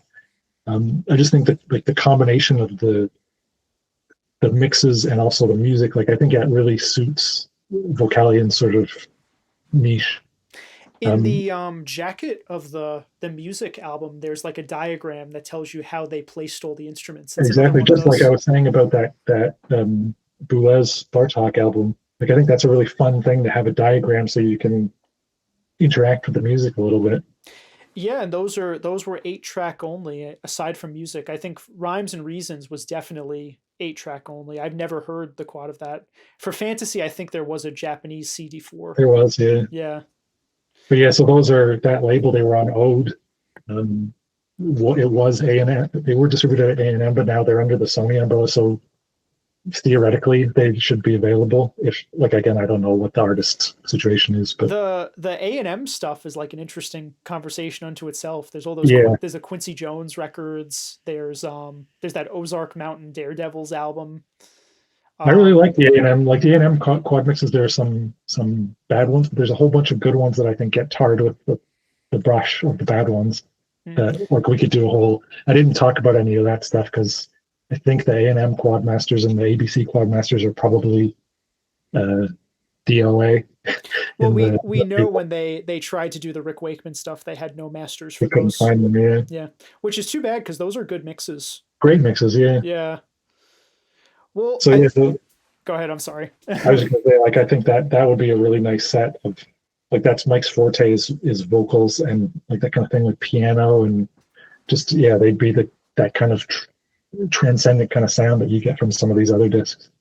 But again, like you hear people say like, oh, quad was like this like fad that went on for a couple of years. Like we're talking about all these like esoteric labels that were releasing stuff in quad, like Ode or like Project 3. There's another label called Ovation that did a lot of like interesting sound effects, kind of Enoch Light-esque stuff. Like for a couple of years, like really the whole industry was very much involved in this. I think almost every major label, Stax, Impulse, Capitol. You mentioned them like UA, like almost every big label, all the Warner umbrella ones, RCA, like all the big labels were in it for a while. The strangest one to me is Atlantic with all that rock stuff, and they only did like Aretha and a couple of Herbie Mann albums, right?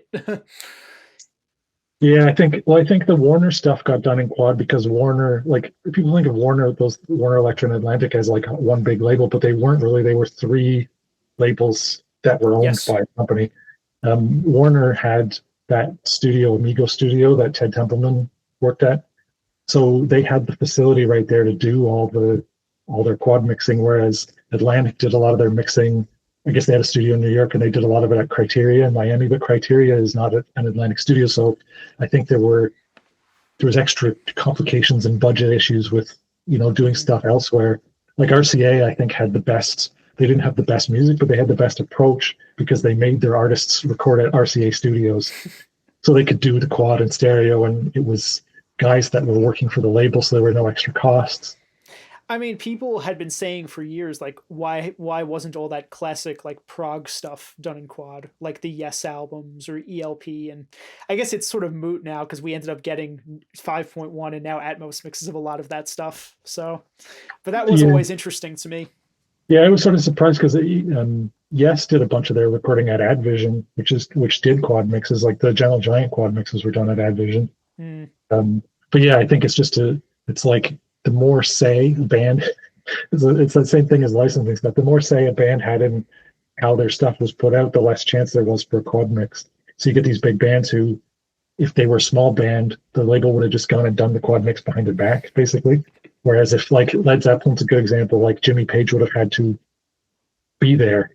So the label didn't want to pay for him to fly to a place and be in a studio. And so the stuff just never got done. So I think, yeah, labels that had studios and they had all that stuff lined up, they tended to get the quad mixes done, whereas the artists that had control over their own destiny get less quad mixes, basically. Yeah, and I think, that's as good a place as any to leave it. So thank you so much, Dave, for your time and for your expertise on all of this. My pleasure. And I would say, sound off in the comments if you agree or disagree with our choices, and if you want to see more content about this particular topic, because you and I could talk quad all day, I think. We almost did. Yes. It's all right. Well, yeah. Thanks for watching, and tune into the next episode.